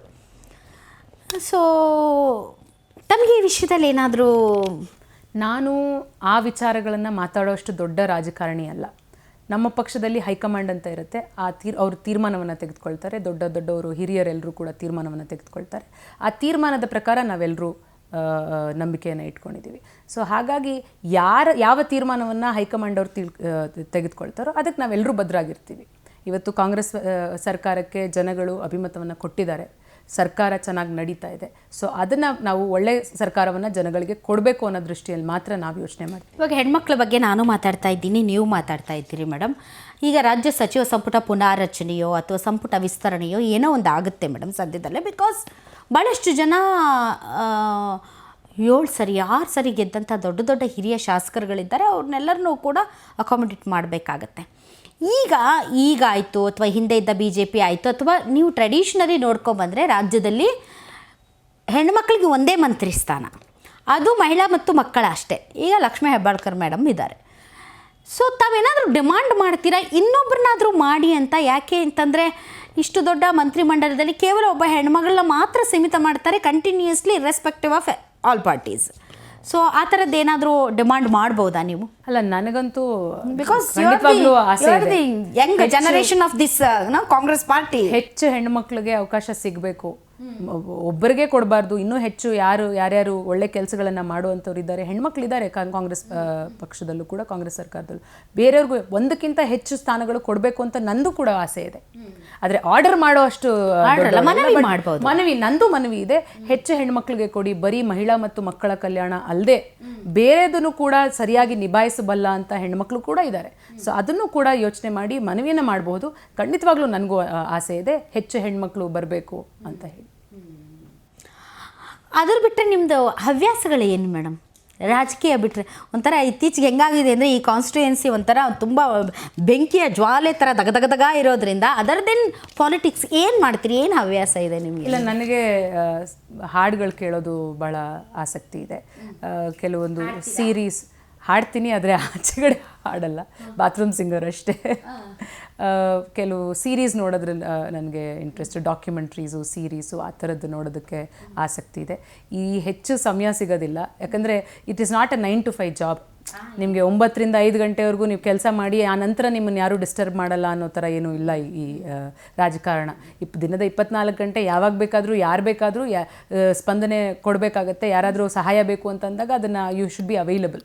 ಸೊ ಆ ರೀತಿ ಇರೋದ್ರಿಂದ ಹೆಚ್ಚು ಸಮಯ ಸಿಗಲ್ಲ. ಏನಾದರೂ ಸಮಯ ಸಿಕ್ಕಾಗ ನನಗೆ ಈ ಎಲ್ಲ ಇದನ್ನು ಕ್ರಿಕೆಟ್ ಆ ಥರದ್ದೇನಾದರೂ ನೋಡ್ತೀರಾ? ಕ್ರಿಕೆಟ್ ನೋಡ್ತೀನಿ, ಟೆನ್ನಿಸ್ ನೋಡೋದು ಆಸಕ್ತಿ ಇದೆ. ಹಾಂ, ಸೊ ಈ ಸ್ಪೋರ್ಟ್ಸ್ ಸ್ವಲ್ಪ ನಾನು ಮೊದಲಿಂದಲೂ ಸ್ವಲ್ಪ ಸ್ಪೋರ್ಟ್ಸ್ದಲ್ಲಿ ಭಾಗವಹಿಸ್ತಾ ಇದ್ದೆ. ಈಗಲೂ ಕೂಡ ಯಾವುದಾದ್ರೂ ಒಳ್ಳೆ ಮ್ಯಾಚ್ಗಳು ನಡೆದಾಗ ನೋಡ್ತೀನಿ. ಅದು ಬಿಟ್ಟರೆ ಅಂಥ ಭಾಳ ನನಗೆ ಅಡುಗೆ ಮಾಡೋದು ಭಾಳ ಆಸಕ್ತಿ. ತುಂಬ ಅಡುಗೆ ಮಾಡೋದು ನಂಗೆ ತುಂಬ ಮದುವೆ ಆದಮೇಲೆ ಕಲ್ತ್ಕೊಂಡ್ರೆ ಅದಕ್ಕಿಂತ ಮುಂಚೆ? ಮದುವೆ ಆದ್ಮೇಲೆ ಕಲ್ತ್ಕೊಂಡಿದ್ದು.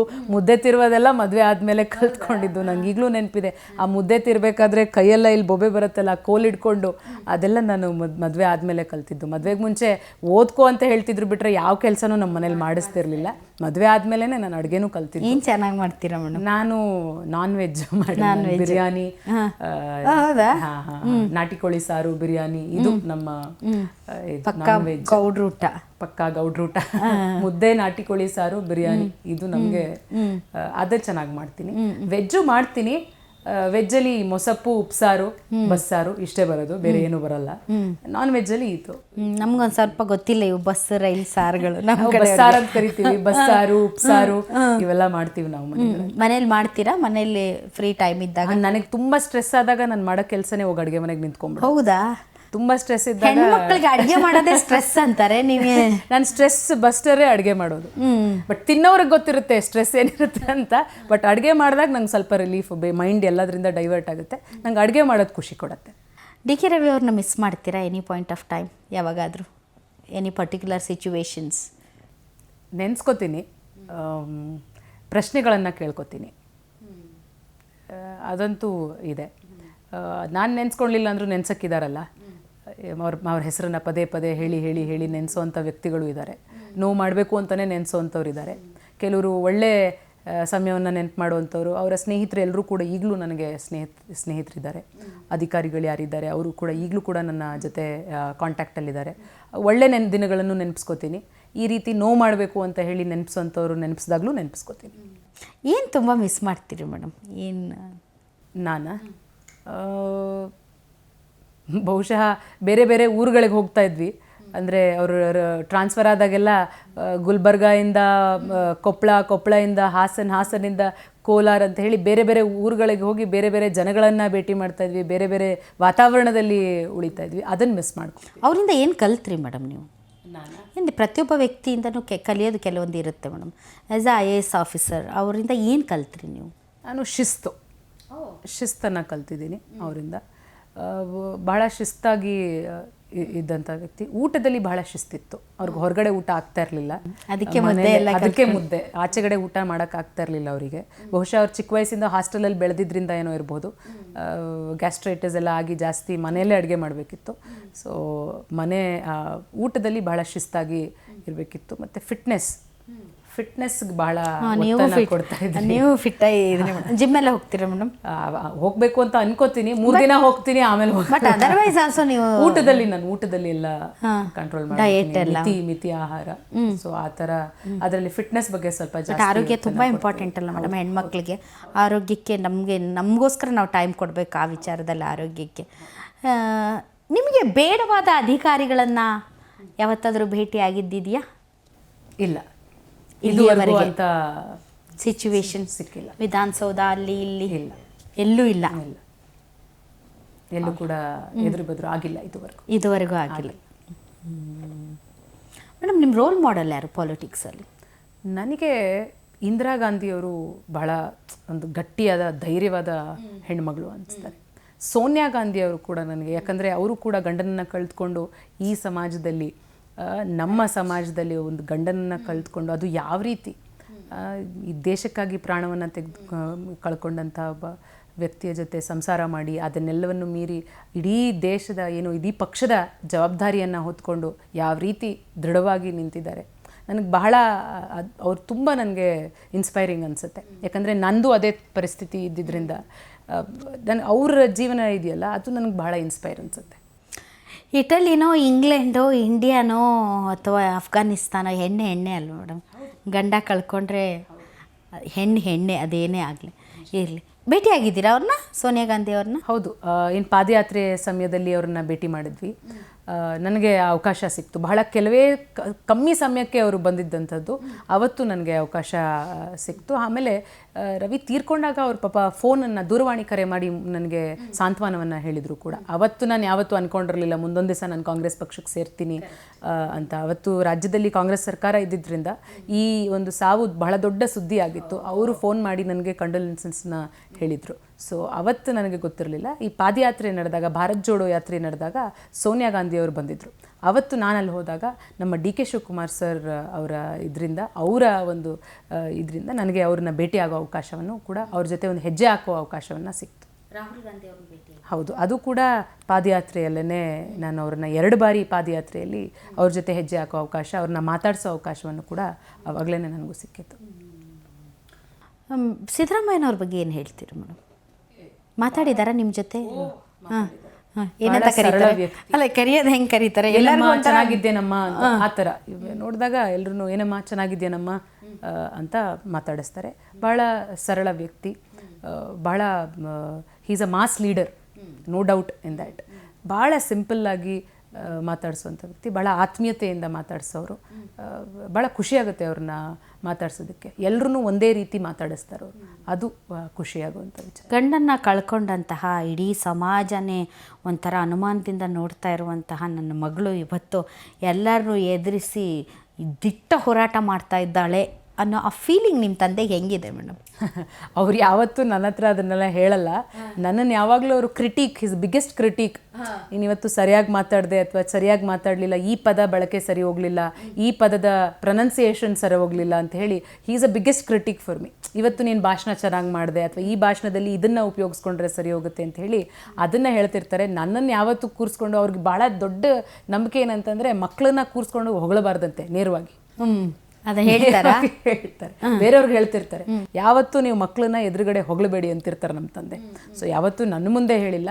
ಬಹುಶಃ ಅವ್ರಿಗೂ ಅನಿಸುತ್ತೆ, ಅವ್ರಿಗೂ ಎಲ್ಲೋ ಒಂದು ಕಡೆ ಎಲ್ಲಿಗೆ ಕರ್ಕೊಂಡು ಬಂದ್ಬಿಟ್ನಪ್ಪ ರಾಜಕಾರಣಕ್ಕೆ, ಇದೆಲ್ಲ ನೋಡ್ತಾ ಇದ್ದಾಗ ಅವ್ರಿಗೂ ಅನಿಸುತ್ತೆ, ಎಲ್ಲೋ ಅವ್ರಿಗೂ ನೋವಾಗುತ್ತೆ ಅಂತ ಅಂದ್ಕೊಂಡಿದ್ದೀನಿ. ಬಟ್ ಅವ್ರಿಗೂ ಕೂಡ ಸಂತೋಷ ಇದೆ. ಯಾರಾದರೂ ಇವತ್ತು ನೀವು ಕುಸುಮ ಅವ್ರ ತಂದೆ ಅಲ್ವಾ ಅಂತ ಹೇಳಿ ಮಾತಾಡಿಸ್ತಾರೆ ಅವರನ್ನು. ಬರೀ ಹನುಮಂತರಾಯಪ್ಪ ಅವ್ರ ಮಗಳು ಅಂತ ಮಾತಾಡ್ಸಲ್ಲ, ನೀವು ಕುಸುಮ ಮೇಡಮ್ ಅವರ ಅಪ್ಪ ಅಲ್ವಾ ಅಂತ ಬಂದು ಮಾತಾಡಿದಾಗ ಅವ್ರಿಗೆ ಒಂದು ರೀತಿ ಖುಷಿ. ನನ್ನ ಮಗಳಿಂದ ನನ್ನನ್ನು ಗುರುತಿಸ್ತಾ ಇದ್ದಾರೆ ಅನ್ನೋ ಒಂದು ಖುಷಿ ಅವ್ರಿಗಂತೂ ಇದೆ. ಇತ್ತೀಚೆಗೆ ನಿಮ್ಮ ಸಹೋದರರ ವಿಚಾರದಲ್ಲಿ ಕೆಲವೊಂದು ರೇಡು ಅದು ಇದು, ಸೊ ಡಿಸ್ಟರ್ಬೆನ್ಸ್ ಇದೆಯಾ ಫ್ಯಾಮಿಲಿಯಲ್ಲಿ? ಇಲ್ಲ, ಹಾಗೇನಿಲ್ಲ. ನನ್ನ ತಮ್ಮ ವಕೀಲಿಕೆ ಮಾಡ್ತಾನೆ. ಸೊ ವಕೀಲರಿಗೆ ಎಲ್ಲರೂ ಕೂಡ ಕ್ಲೈಂಟ್ಸ್ ಇರ್ತಾರೆ. ಸೊ ಆ ವಕೀಲ ವೃತ್ತಿಯನ್ನು ಮಾಡ್ತಾ ಇರುವಾಗ ಸಹಜವಾಗಿ ಏನು ಬೇರೆಯವ್ರ ಮೇಲೆ ಇಡಿ ರೈಡ್ ಆಗಿತ್ತು, ಆ ವಕೀಲ ವೃತ್ತಿಗೆ ಸಂಬಂಧಪಟ್ಟಂಗೆ ನಮ್ಮನೆಲ್ಲೂ ಇಡಿ ರೈಡ್ ಆಗಿತ್ತು.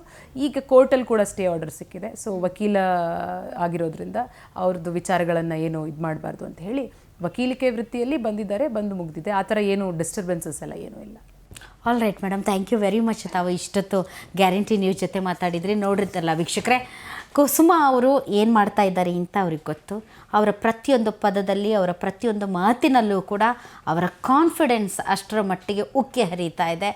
ಡೆಫಿನೆಟ್ಲಿ ಮುನಿರತ್ನ ಅವರು ಈಗಾಗಲೇ ಆ ಹೆಣ್ಣು ಅಂತ ಹೇಳ್ತಾ ಇದ್ದಾರೆ. ಈ ಟರ್ಮ್ ಮುಗಿಯೋವರೆಗೂ ಈ ಹೆಣ್ಣು ಭಾಳ ಕಾಟ ಕೊಡ್ತಾರೆ. ಕಾಟ ಇನ್ ದ ಸೆನ್ಸ್ ಒಬ್ಬ ಪರಾಜಿತ ಅಭ್ಯರ್ಥಿಯಾಗಿ ಸುಮ್ಮನೆ ಕುತ್ಕೊಳ್ಳೋ ಜಾಯಮಾನ ಅಂತ ಕುಸುಮ ಅವರಲ್ಲಿ ಕಾಣ್ತಾ ಇಲ್ಲ. ಇದು ಈ ದಿನದ ವಿಶೇಷ ಕಾರ್ಯಕ್ರಮ ಗ್ಯಾರಂಟಿ ನ್ಯೂಸ್. ಸುದ್ದಿ ಖಚಿತ, ನ್ಯಾಯ ನಿಶ್ಚಿತ.